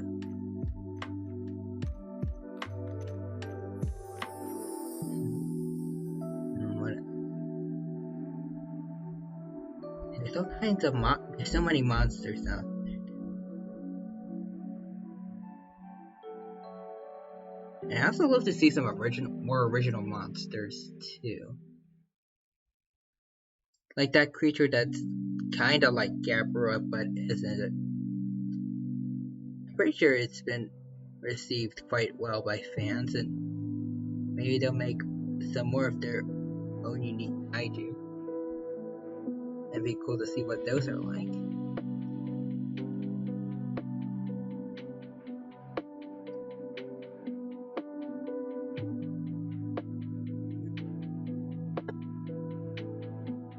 Now, there we go.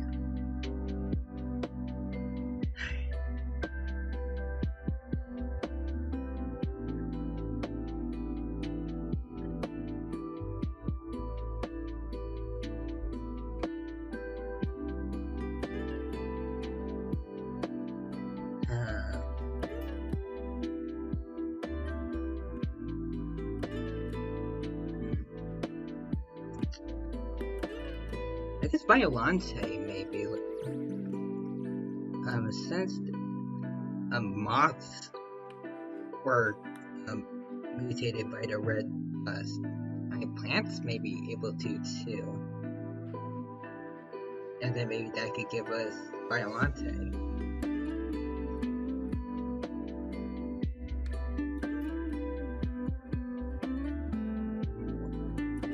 What other monsters?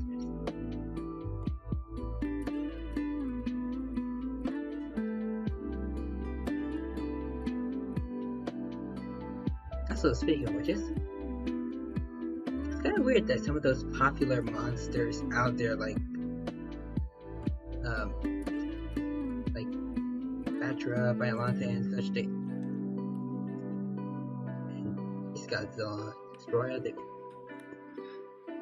were only really in like one movie each.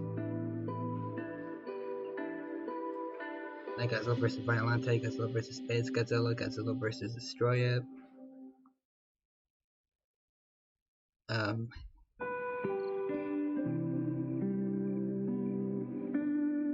think it was Godzilla vs. Mothra that Batra was actually in.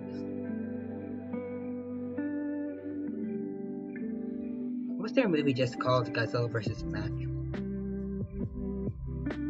Don't know. But yeah.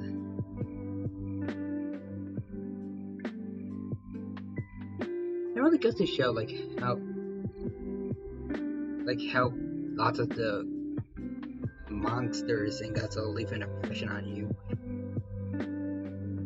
Much more so than most of the human characters, we'll say.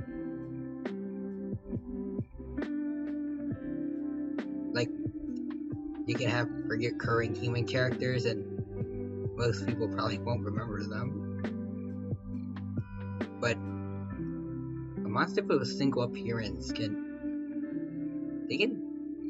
often be some of people's absolute favorites out there.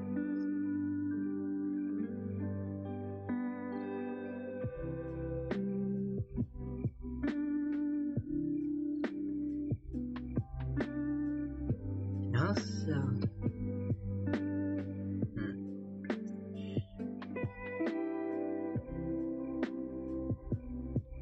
let's see. What's that? I don't know. I want to try to talk about like Shin Godzilla maybe, because I haven't talked about that much, but I haven't really seen the movie in a very long time.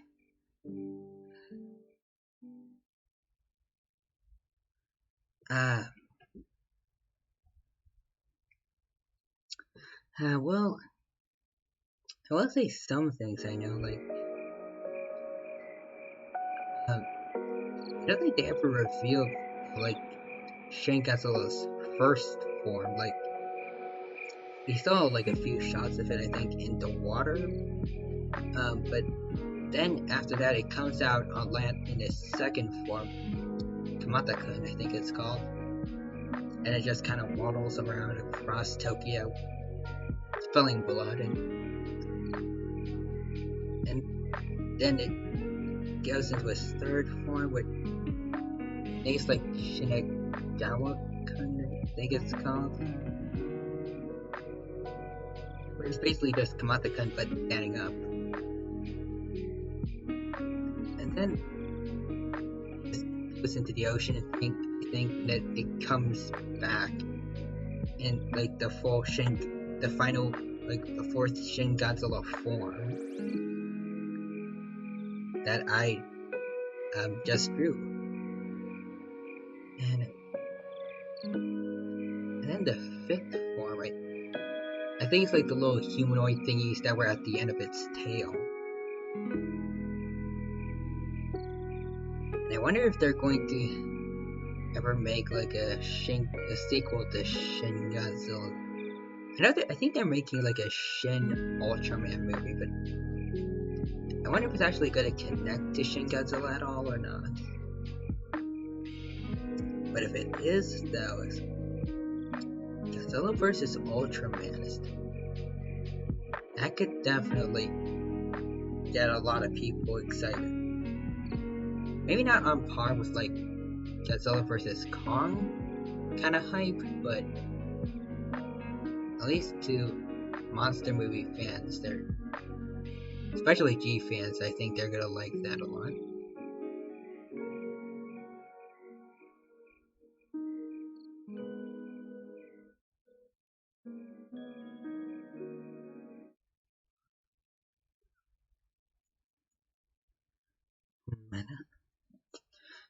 But also,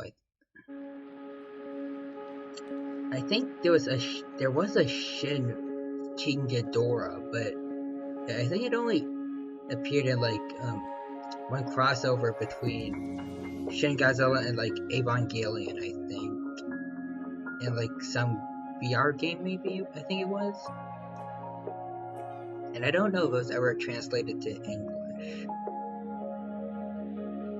So I don't think many people actually really saw it. If I remember correctly, I think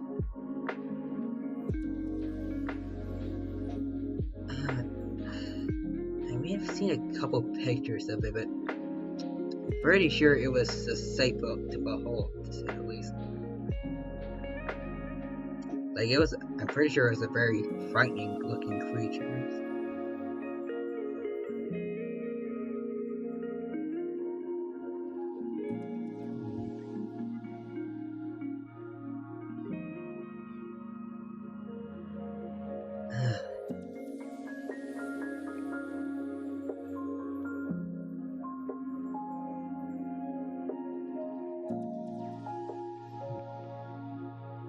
Back to what I said about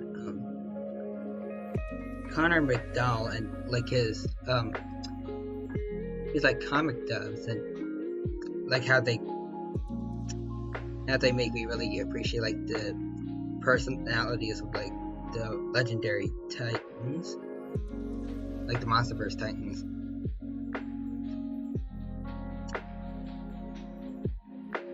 I feel like fan comics, I feel like those deserve a lot, like especially in the Godzilla community. They really do deserve a lot of love. Like lots of them were, I can tell like people put a lot of effort into them. They always bring a smile to my face. Like I can tell that the people who make them, they enjoy doing it and they try their best with them. Like, what's a good oh, I think like there was this one fan comic of King Ghidorah and like a fan made kaiju Moondor, I think, like breaking up, and I think that had some really good emotional beats, I'd say, especially like the comic dubs that I've seen, especially Cougar McDowell's version, because it's probably one of my favorite like comic dubbing YouTubers. Like I've said this before, but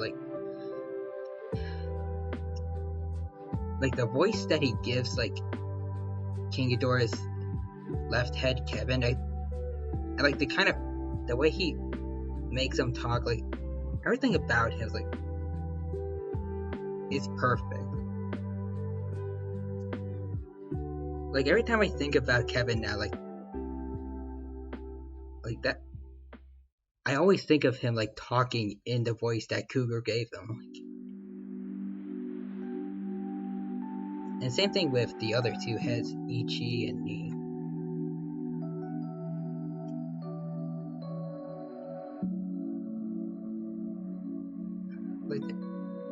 voices he gives them fit perfectly. And also, like, he also tends to do, like, extra lines, like, he sometimes adds dialogue that wasn't in, like, the original comics.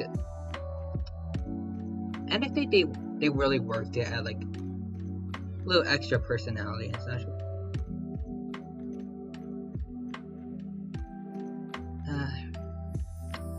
Anyway,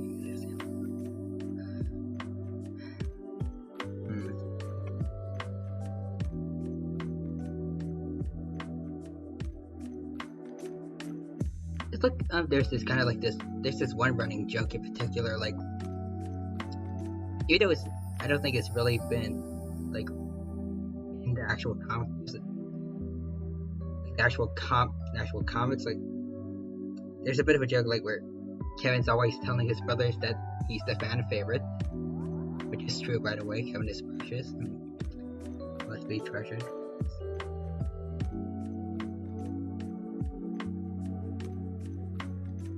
But yeah, I think those little tidbits of extra dialogue will really reinforce their personality a bit.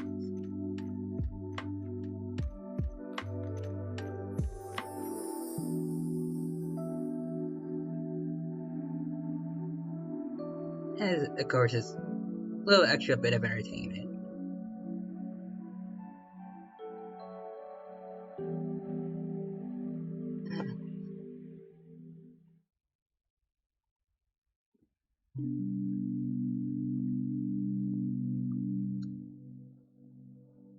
And I think a couple of times they actually do like little crossovers and such, like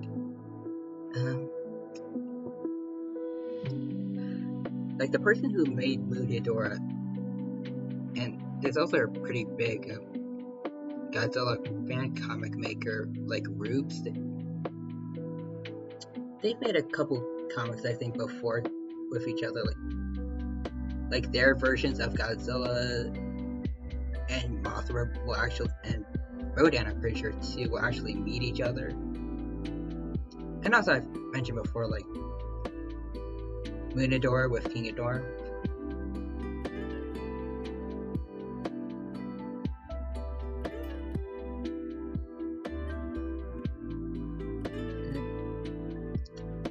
I think those are nice.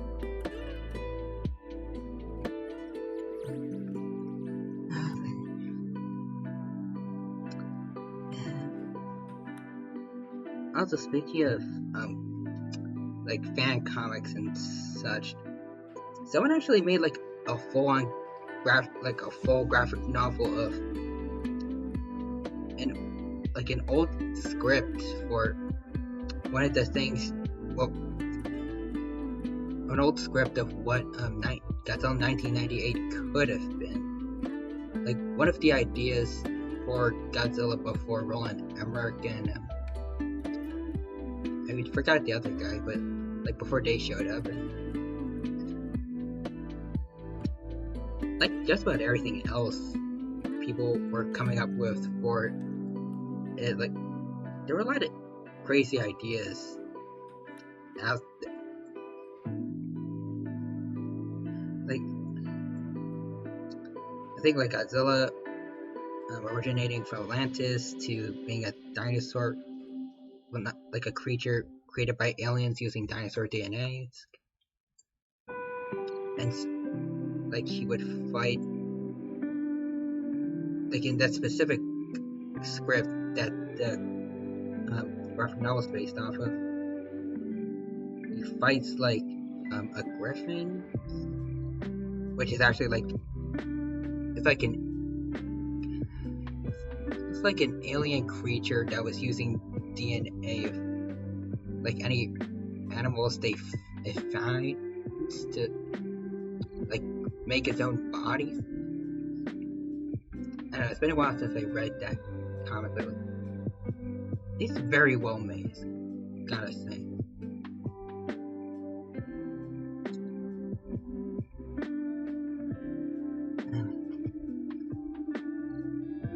And like as for the visuals, I feel like the design for Godzilla in that comic isn't interesting. Like it looks like a standard Godzilla, but like instead of like being colored black or grayish like most art, it's a pretty vibrant green. And like it has an actual kind of like the Hanna-Barbera Godzilla. At least by the looks of it, has like an actual fire breath as opposed to like an atomic breath, which is supposed to be like pure radiation as opposed to like fire, like some people think Godzilla's atomic breath is supposed to be. But there's also people like Monster Island buddies who know it's pure radiation, but they just say fire breath because it's easier. Anyway, to be fair, it kind of is. Like, and at least like to most people, fire breath is just easier to say. But there are also people who just like legitimately think that Godzilla is just breathing fire when it's actually a bit different than that.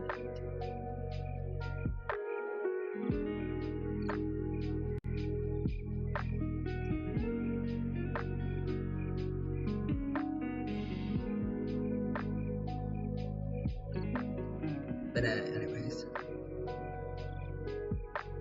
I think back to talk about the comic. I think it was actually like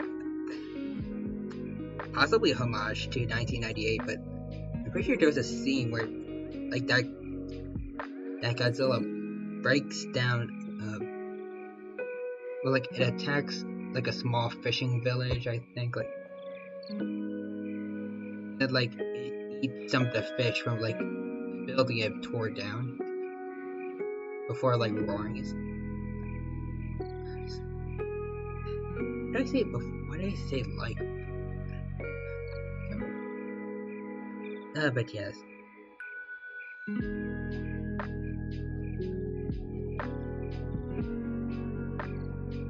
I feel like the people who made it had a couple Easter eggs in there, possibly.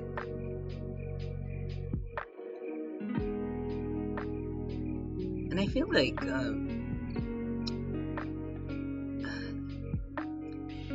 some of what it had, like it and the script it was made from, might have been used in like some other Godzilla media, like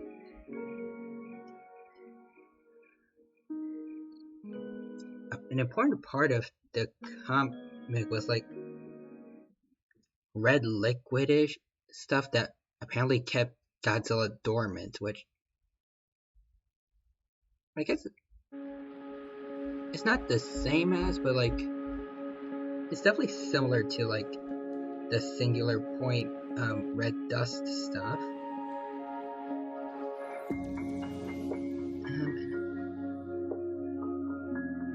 And also like the idea of like a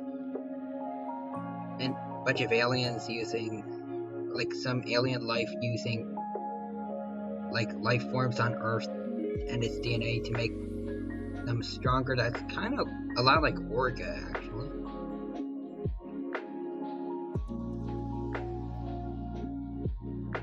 Or maybe just grasping for connections. I mean, I think it's entirely possible that like some of the old scripts for the first American Godzilla movie could have been used in some other Godzilla media. Like maybe someone could have taken a look at them and decided to use them in some of the other projects.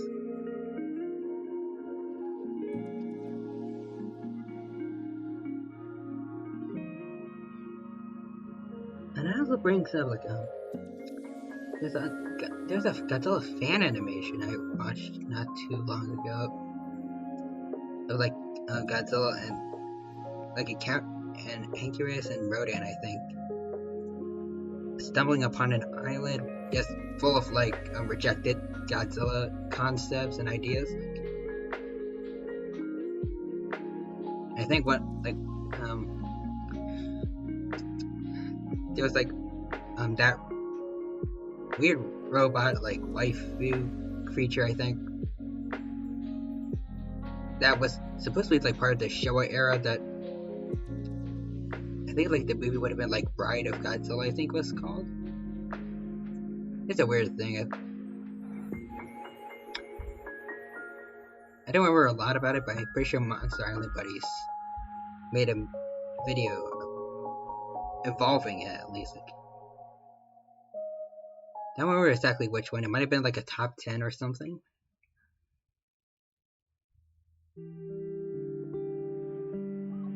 But that also the main monster of that animation. I'm pretty sure it was like a prototype to Rodan.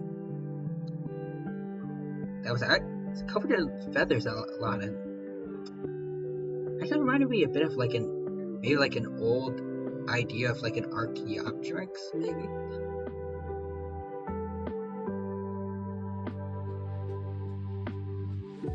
That's probably what the original designers were probably going for if it is based off.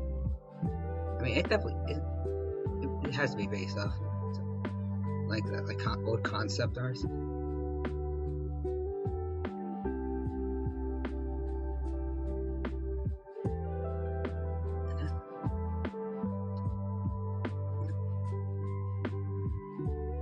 I don't know most of the other Easter eggs because I don't really go too deep into that kind of stuff actually, but I also remember like one of the creatures that was in the fan animation was like I forgot his name, but like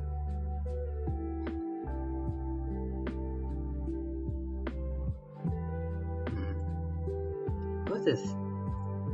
I never really look it up actually. Agon? Oh, Bagon, yes, Big. Yeah, hold on, let me get a picture of Bagon. Yeah. Let's see. I mean, this guy. I'm like, let me get rid of that now. But like, I think he was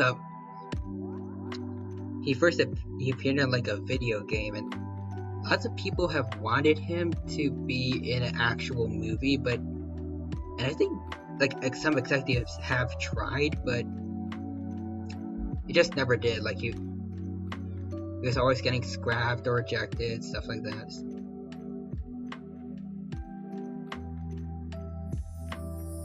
And you know, actually, maybe he might make that.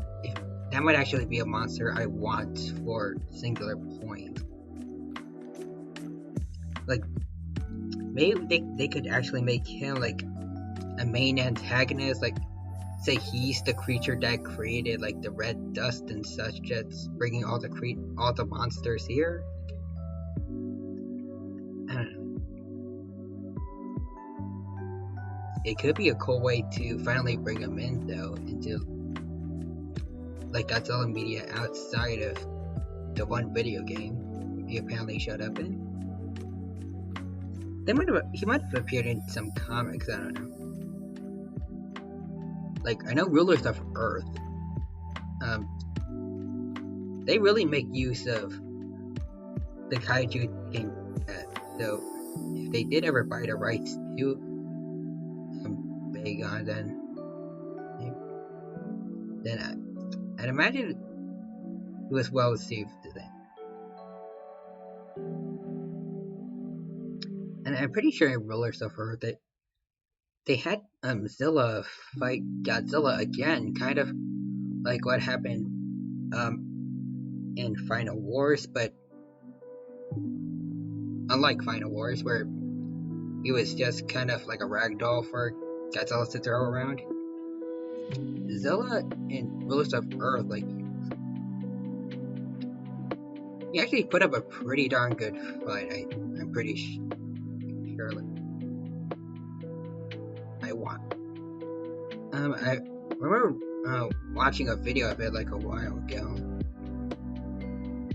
Like, I think he used his tunneling ability and set up traps a bit, like using his digging against Godzilla. Acting a lot like Zilla Jr., I think. Sort of, except Zilla Jr. tends to fight a bit more head-on than what Rulers of Earth what Zilla was kind of doing. And plus, of course, his green atomic breath, which I'm pretty sure Rulers of Earth Zilla doesn't have.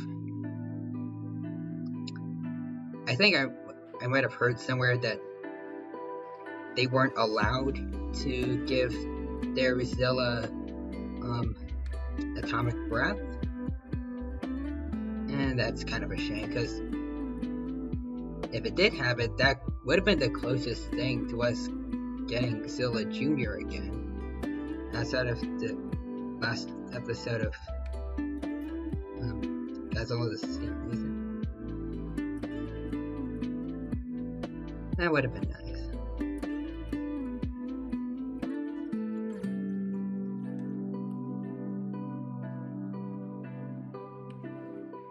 But I guess that particular version of Godzilla's probably might still be like under TriStar's rights or something, maybe.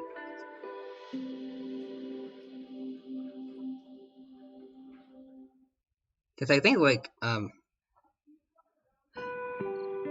don't know. I think like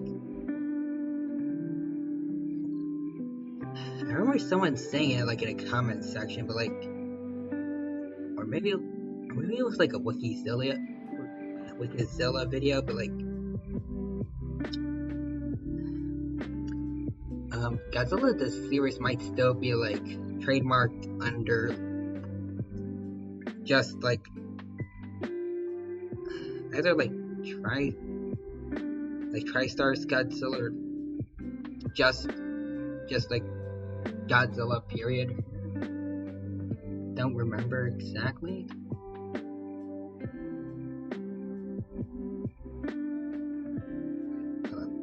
Go too far. Okay. So let's see. It's kind of thin here, so I think just this will do. Shrink that down by a lot.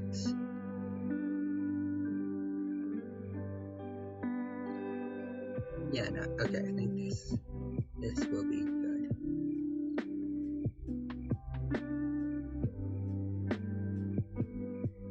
Oh, yes, okay, this looks nice. Very nice. Okay.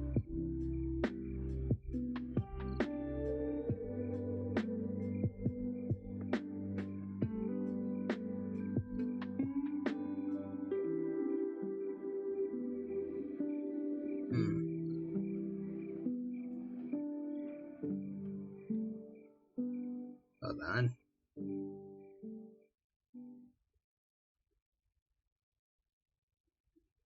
Okay, wait.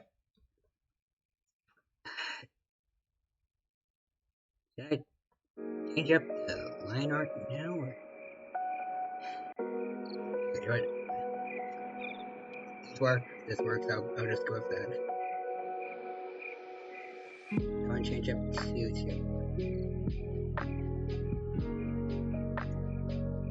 Okay, so this sort of is.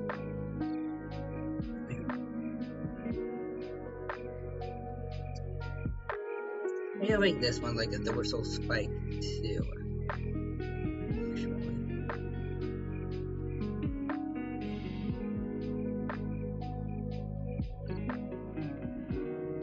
No, actually, I think it's better like this. Okay, but I think I'm good with this at least. Like the base coloring.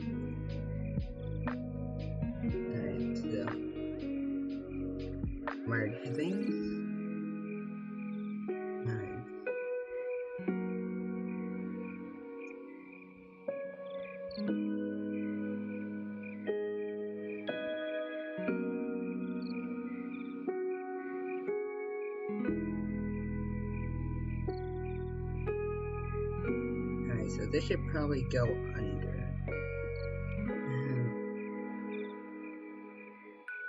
See. It's pretty much perfectly white teeth, so. Oh, hold on. There we go. Hold on. I should make the background gray so it's easier for it to see everything.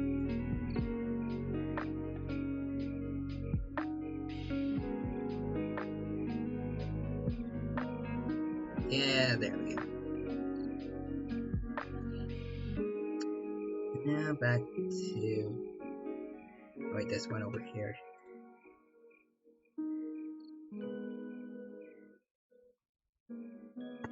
Alright. Go.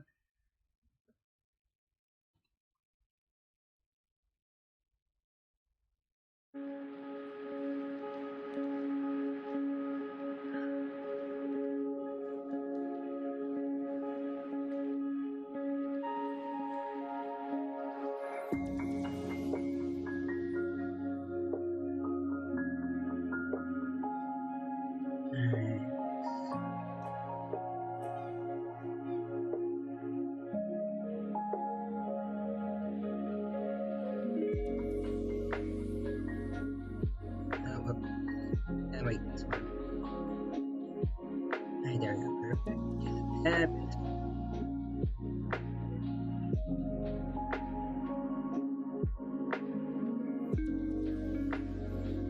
There we go. That one went a bit far out.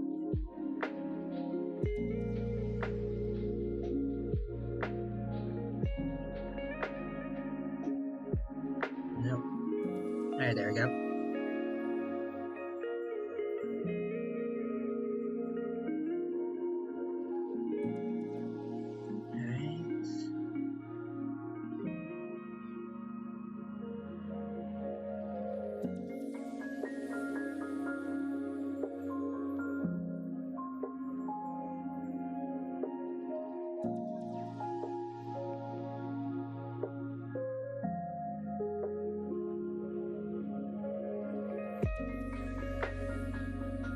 Go.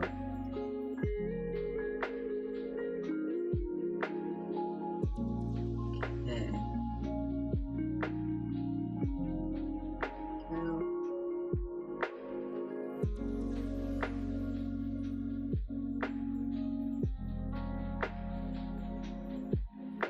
I would say that the tusks that they gave to Godzilla Ultima, they're pretty cool touch, gotta say.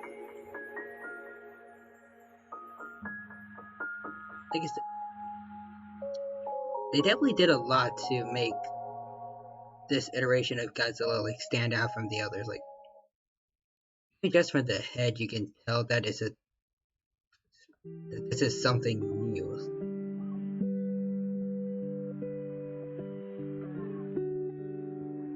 So all the other Godzilla designs do that as well, but like this one really makes itself stand out.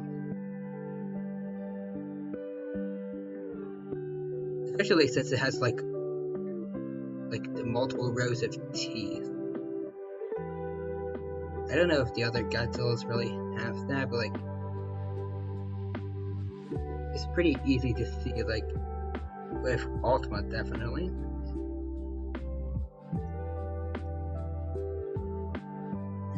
Yeah. And I think I said this already, but like I do think it'd be cool to draw the other forms that this version of Godzilla has. Like a Quadalus, I think it's called. Amphibia. Like all the other forms, and probably the forms of Shin Godzilla as well. Those could be cool.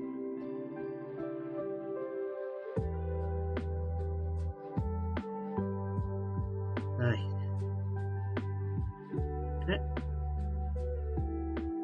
It'd be cool to draw like every version of Godzilla, but I don't know if I'd be able to. Well, I don't know if I'd be able to do it well, at least.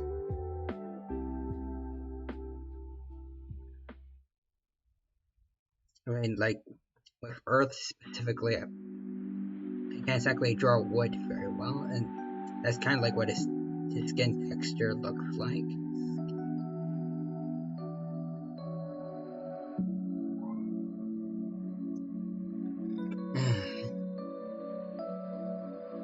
And I don't know if I can really do Heisei Godzilla justice. I think they did do pretty good, like, with Junior and Legendary Godzilla, but I feel like Shin, it's kind of lacking.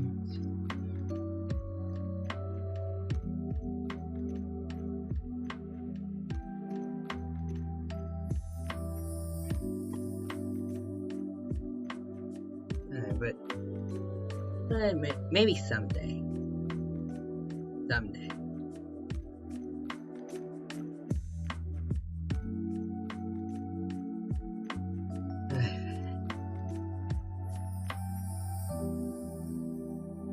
But until then, I'll take my time and try to get as good as I can at art.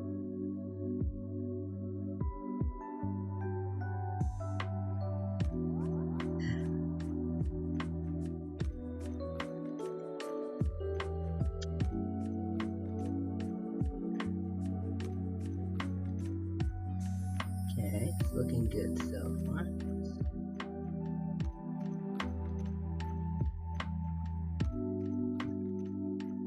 I should probably erase that one tip bit over there.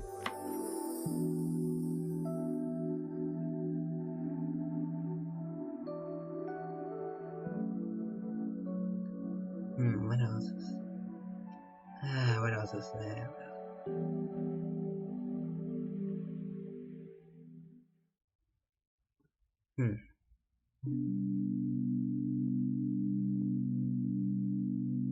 Actually, there is something kind of odd I do want to talk about. There's never really been, well, a truly good, like, Godzilla console game. Also, maybe Godzilla Unleashed. I haven't played it, but, like, the videos I saw of it, they look pretty fun. And maybe Destroy All Monsters, like, but like, Godzilla for the PS4, I think it didn't do too well, since it was mostly just like destroying generators and stuff. And Godzilla Generations from quite a few years ago, like the old days of like I think the Sega Dreamcast, it did not do very well, I don't think. So it was one of the first games to show, like, I think, Zilla.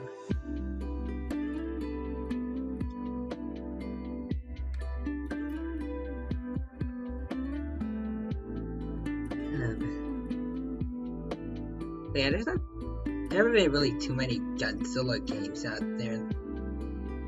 The ones that have appeared recently just aren't the best, like, in terms of, like, beyond console games, like, Godzilla Defense Force. I played that for a while, but I got bored pretty darn quick of it. Like, I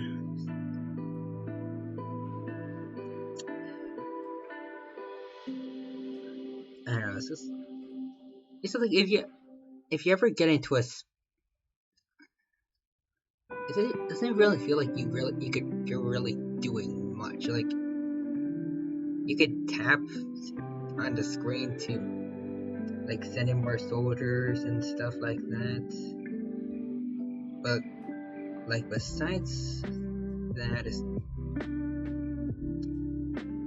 it's just like, it's mostly just like just AFK and let your phone run and do stuff.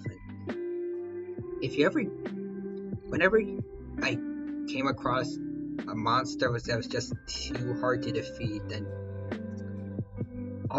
since you do get like coins and stuff even after you lose, and you can use those to upgrade like their buildings and everything. All you need to do is to beat someone that's a bit too tough is just keep fighting over and over and upgrading your tools and like your weapons and everything until you just eventually beat them. It's like there's not a whole lot of skill to it. It's really kind of boring. Really kind of boring.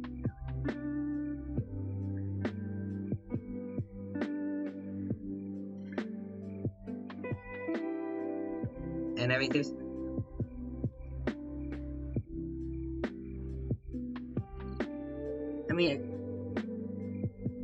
all you have like all the monsters and stuff, but lots of the monsters at least. But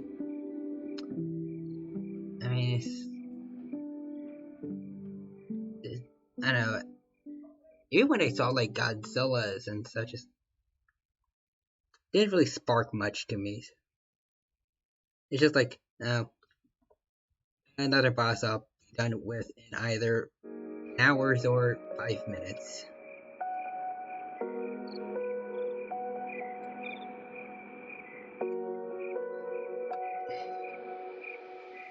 And like there's monsters you can use, but they're just like in the form of little cards and stuff for like one move, and then they just go.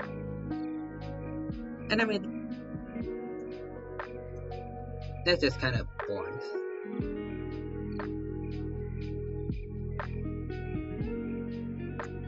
What I would have done is, like, I'm pretty sure the main premise of the game is that, if I remember correctly, is that like aliens have taken over the minds of all the monsters and they're all attacking, and that's why you have to run like a military to fight them all off.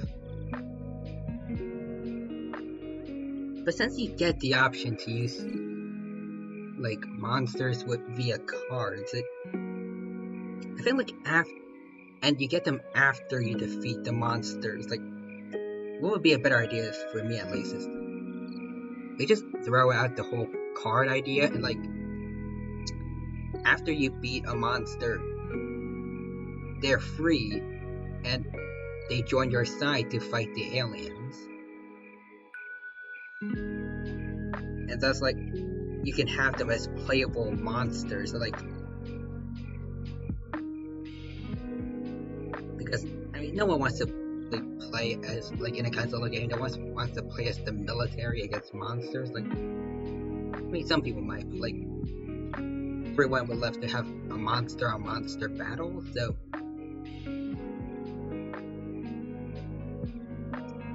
I think that you should have.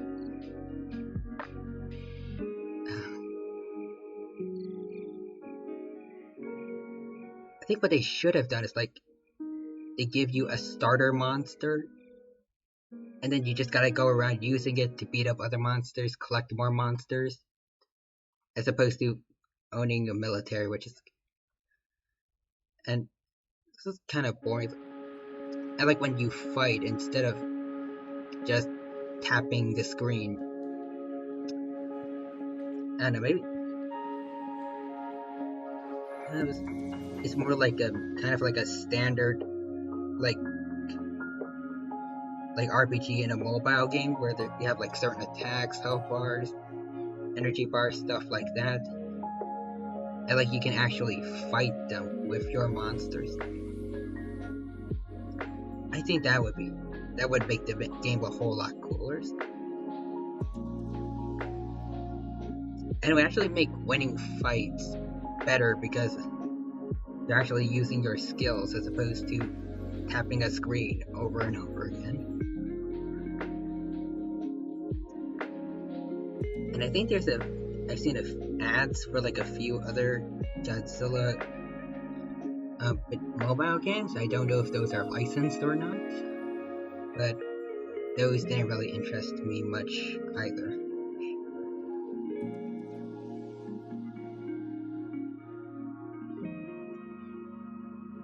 I don't know.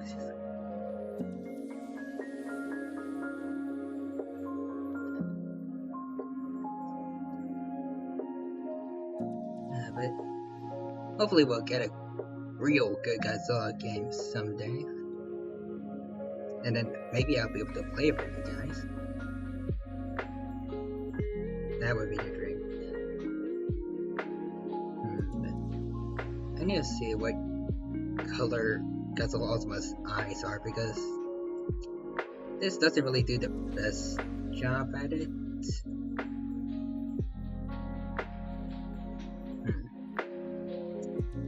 Okay, so a few things like I think the toys in particular and like the figures have his eyes as like yellowish. So you know what, I'm gonna do that, I think. Alright.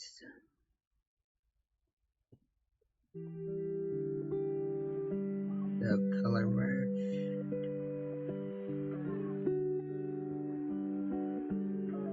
Then down here. Let's see.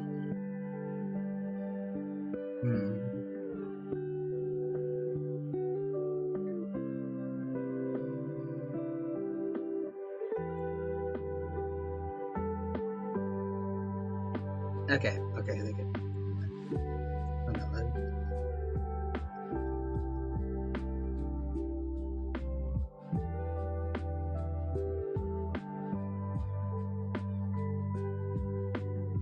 No, I don't know if I like that. Okay. Let's see, what looks...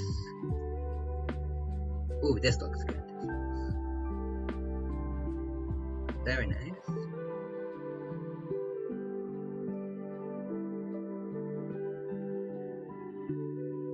Alright, but it's that... Yeah.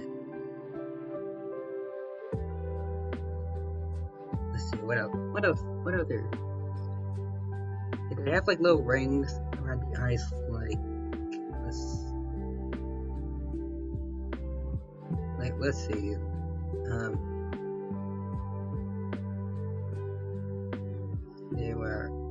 Where is the June? There you are.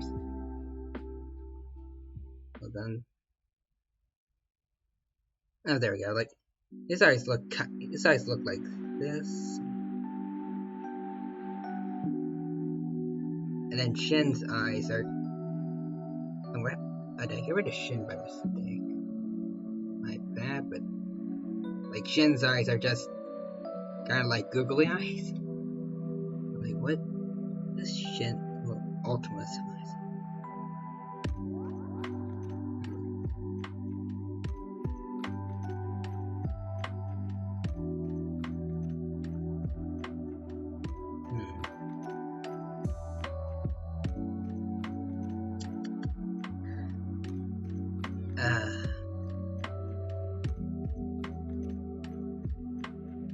I mean, we don't really. It's kind of hard to see on them.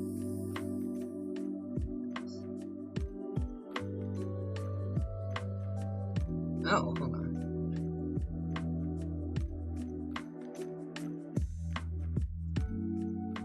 There it is.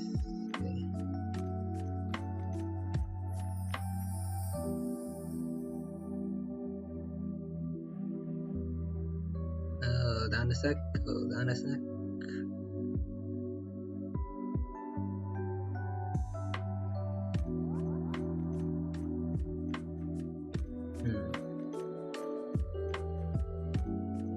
Like some artwork show his eyes were like white and red. Others show them were just completely yellow.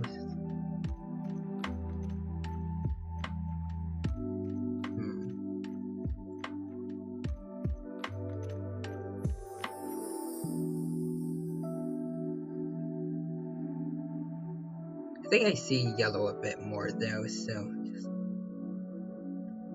guess I'll go with that for now. Nice.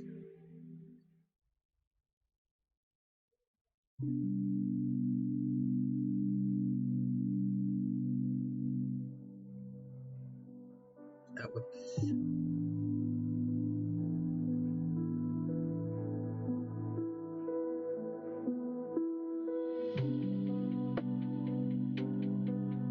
Alright. Then I want to do. Oh, whoops. Hold on. I want to do this.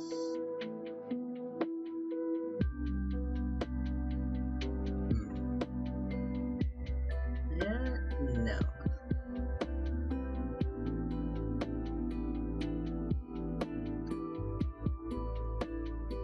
Hold on. Let me just. I'll make this way smaller.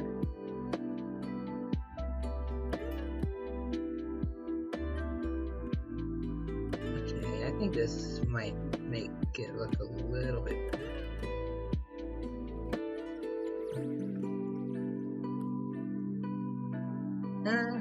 Sort of.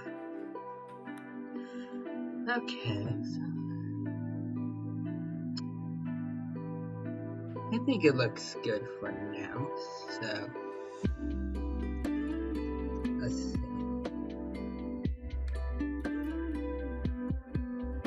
Merge these. Alright, so that's all the color.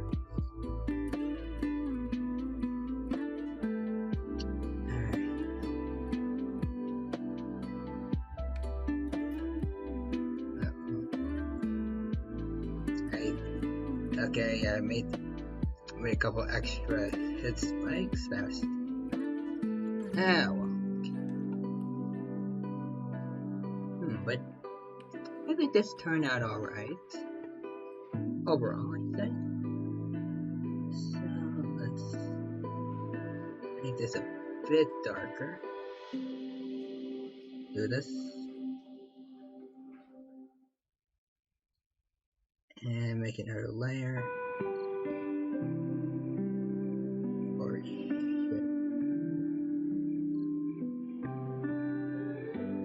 Right, get spelling right. There we go.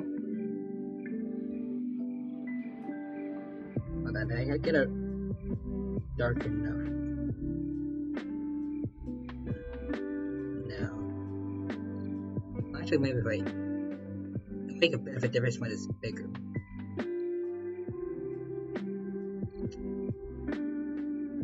Barely noticeable though, so hold on.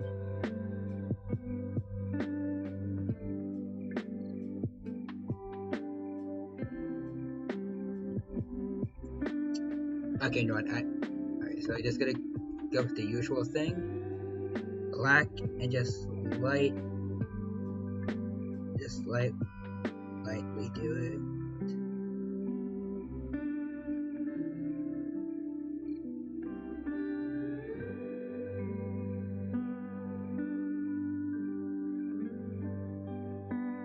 I think it worked a lot better here. Yeah.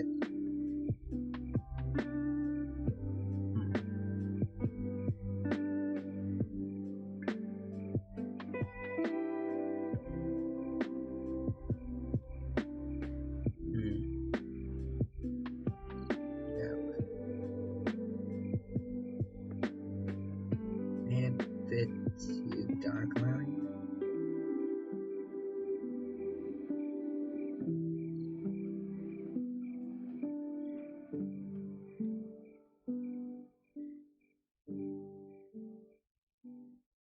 Okay, I think that works. Alright.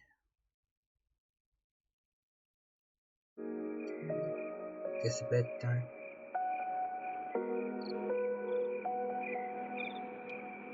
I think I should be using colors here. Alright, so that gets about everything, yeah. Alright.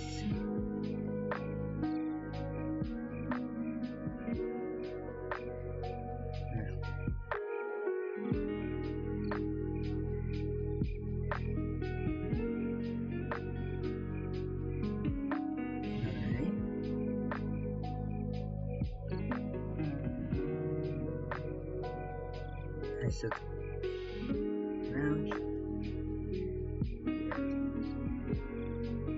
Actually, make it a little smaller.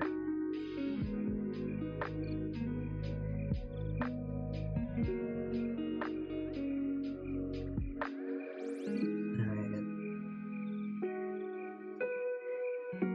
Should I do like individual shading, or should I just like do all of it like this?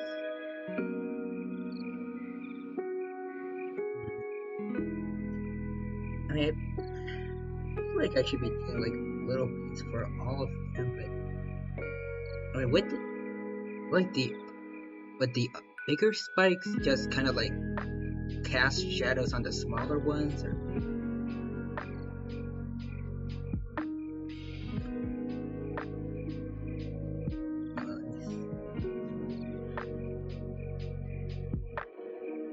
mean, does this look right?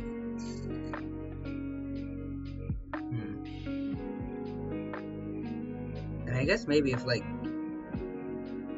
light source were to be coming from like the right, well, from Ultima's right side, maybe what makes I feel like these guys over here need to have their own little shading.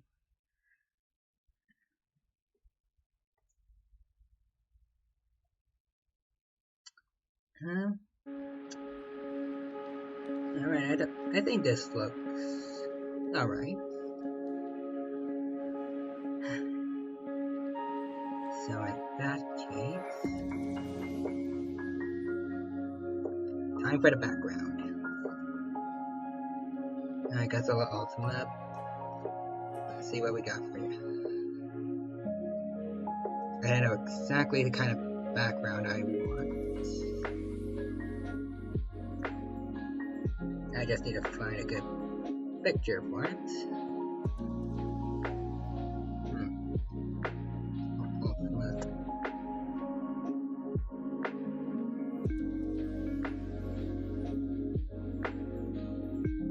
Okay, that's it. So, yeah, if I could capture like red dust stuff that.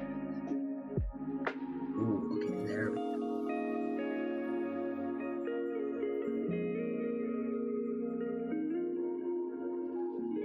Okay, so there's like a mixture of.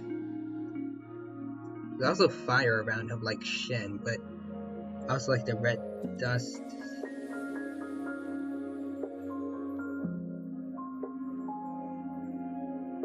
There isn't really a spot. I don't really see a picture of like both in the exact same one, so it's. Alright. This reference will be good enough, and then like the other.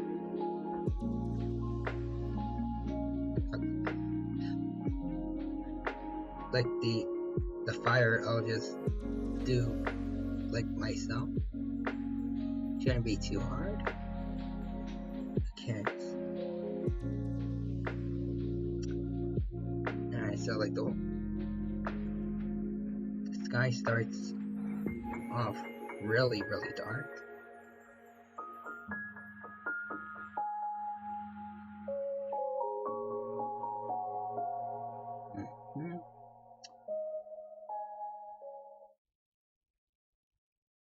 But there is red dust all about.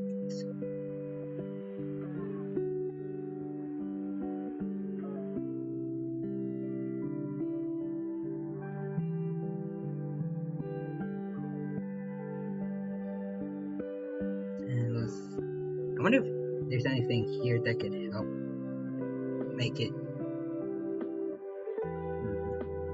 look better. Ooh. I think I got something. How about a darker?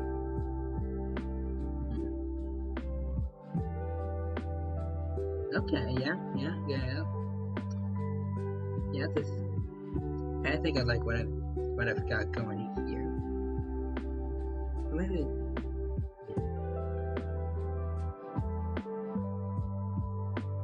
Maybe with a bit of like a blur, maybe. It could look a little more like a cloud, yeah.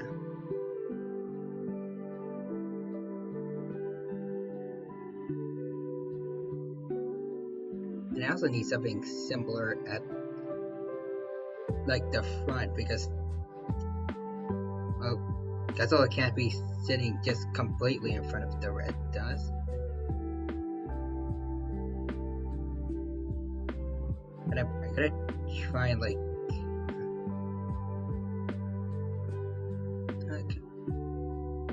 make sure the opacity isn't. I gotta make sure it's not too high for this one because I mean we gotta see Godzilla.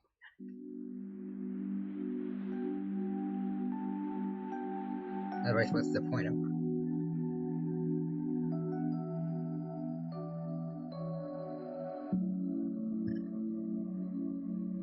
Okay. Okay. So there we go. Covers pretty much most of him. So that also got Gaussian blur, make it more of like a cloudy look. Perfect. But also lower the opacities, so we can still see Godzilla pretty much clearly.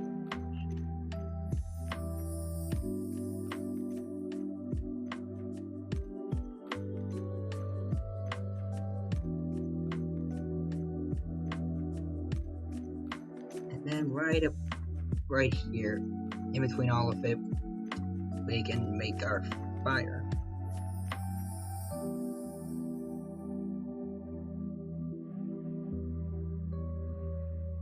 Alright.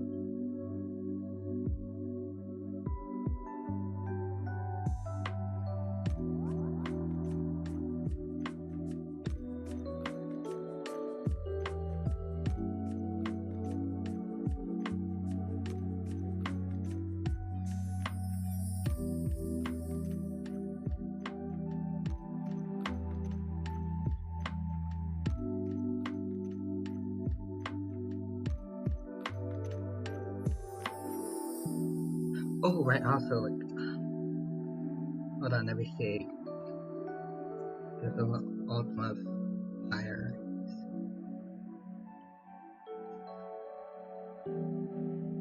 Yes.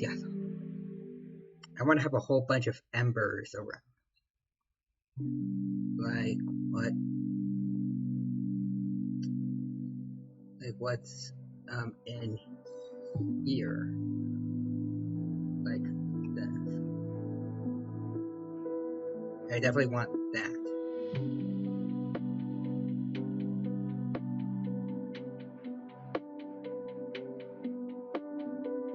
So I should probably be getting rid of the other references.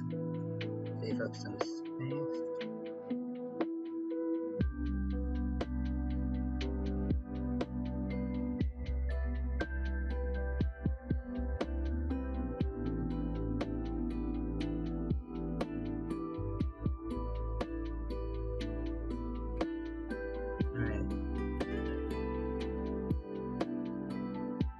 I need a fire ship. Can it be in front of? No, I think this is fine.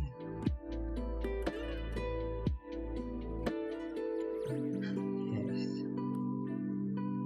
One orange. Just tiny little embers sprouting up.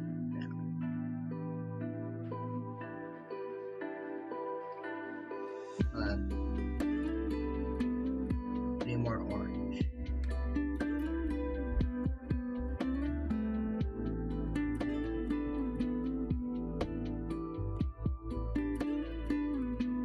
Oh yes, okay, there. Nice. Man, I like how this is looking.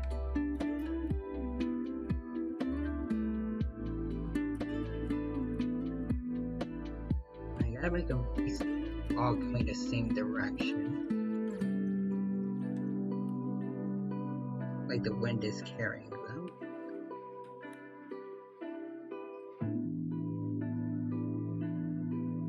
probably blur it a bit. Not too much. Okay, I think this should be good.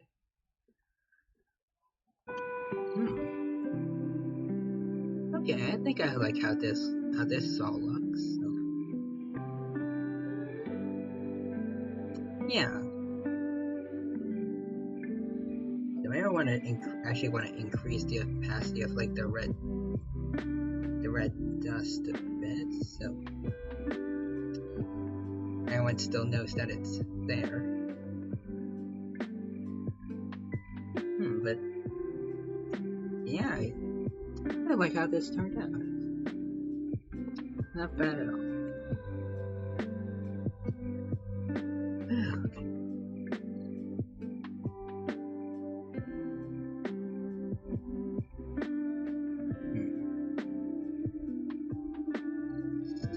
I definitely say out of these two, I think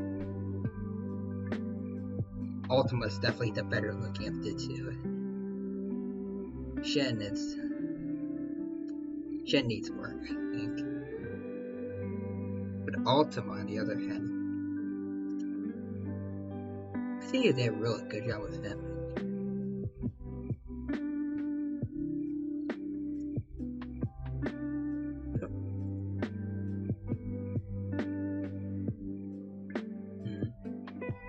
If I get rid of my attempts at like wrinkly skin, it looks a little bit better.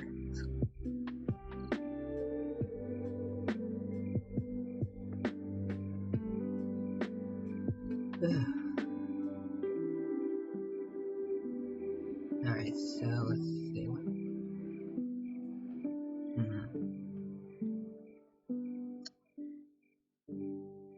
Also, I haven't worked on my little T-Rex sketch in a while. There we go. So let's give you a go. Based off, it's supposed to be like the dinosaur form for me, though. I know it's missing like the eye scars and everything. What I'm focusing on right now, I think it's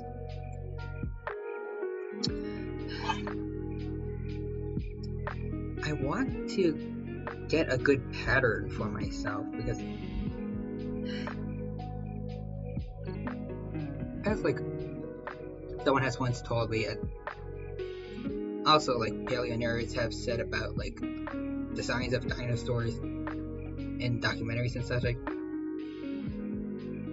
just the brown and stuff, or like dull coloring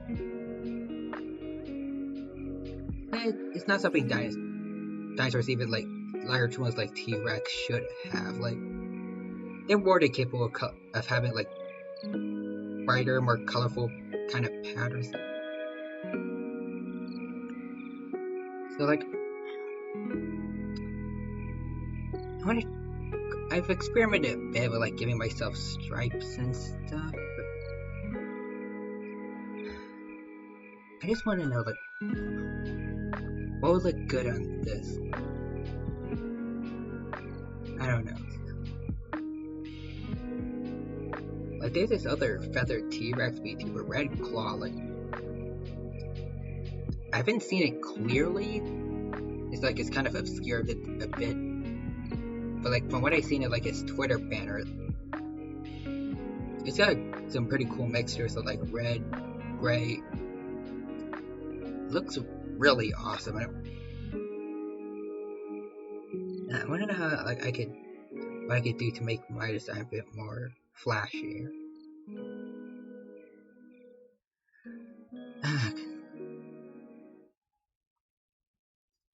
What I have is definitely a bit dull, definitely.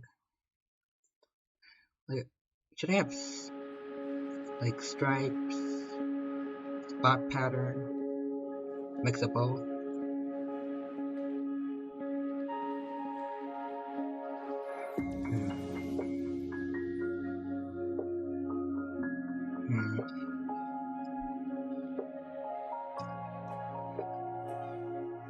guess I could look up like T-Rex drawings and see what other people like to do.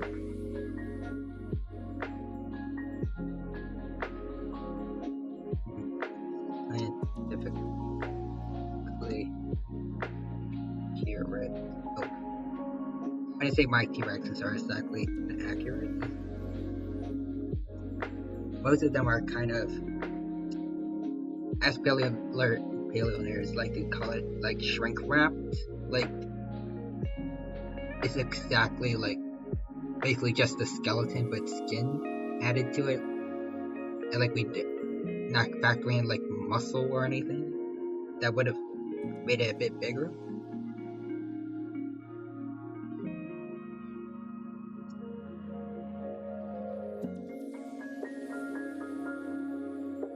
Like this guy here is like pretty chunky and like has a lot more mass than what the skeleton would show.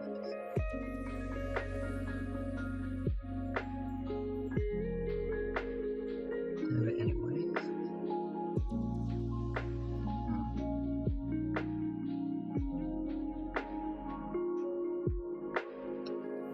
I mean,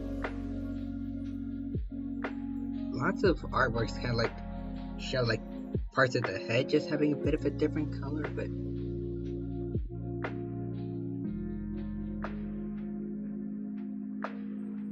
there it is.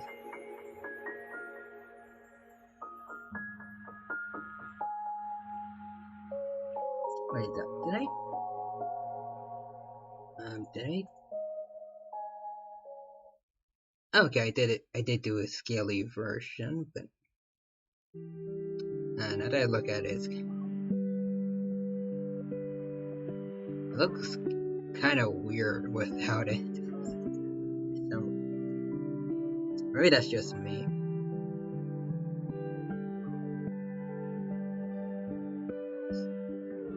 Yeah, I think it looks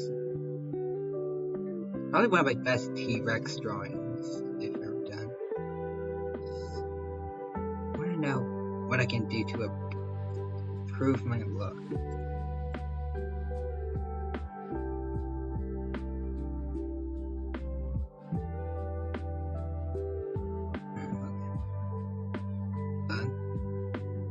Better idea. Do this. Alright, so let's see. I need to label all of these so I don't forget. And then another layer. Pattern 1. I'm just gonna do a bit of experimenting here. Because I still got some time to chill before I do it, before I end.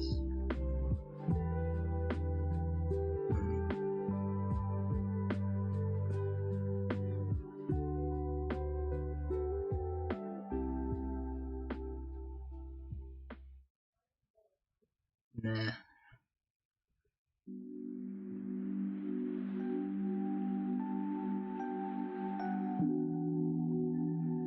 I wonder how people do it really. How did he come up with such interesting designs?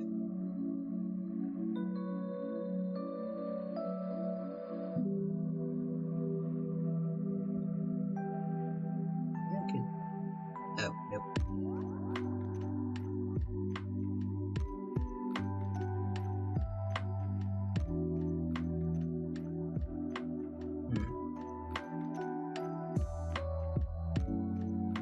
Let's see what else looks good around here. No. Yeah, I feel like if I want really something, a really amazing looking pattern, I could have to draw it myself. I guess I can start, let's think how stripes look, probably.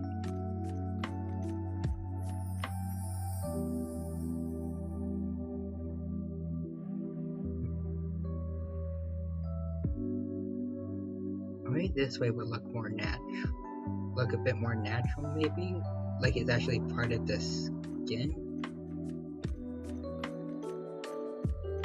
Like if there isn't a line really separating them, maybe.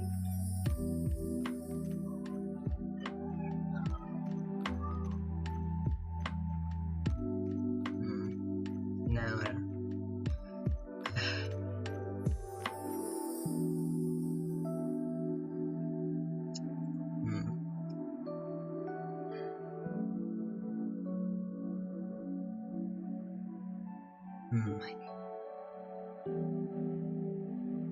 I want to have something like that really stands out.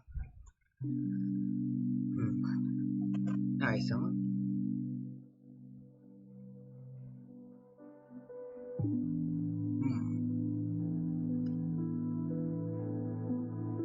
okay, so here's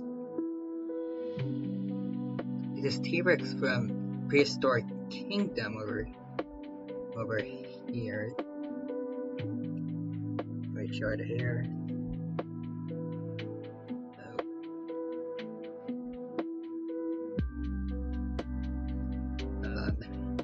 Hold on, there do all of that.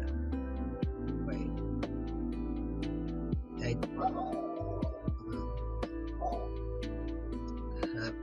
Okay. So here. Let's see.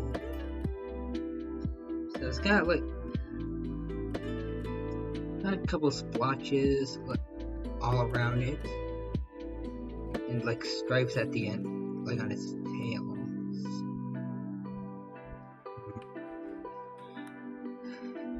I can't really do anything like the tail because it's not visible here, but maybe.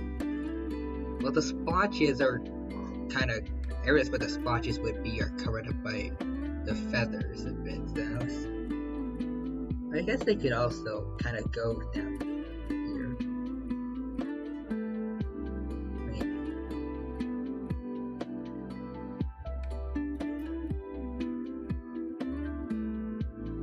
Alright. Actually,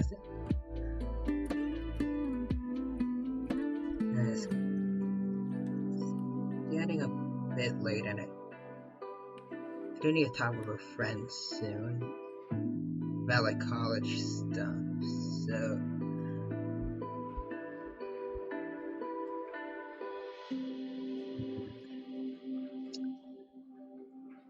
alright, I think I'm gonna have to, yeah, probably. It sucks, but I think I'd have to end the stream here, but thanks to everyone who came today. I hope you had as much fun as I did. We did some pretty good work today. It's kind of meh, but I think I did a great job with Ultima, definitely. So yeah, I hope you guys come next time where I'll be working on this and maybe some other dinosaur drawings. But until then, I'll see you all later. Have a good rest of your day. Bye bye.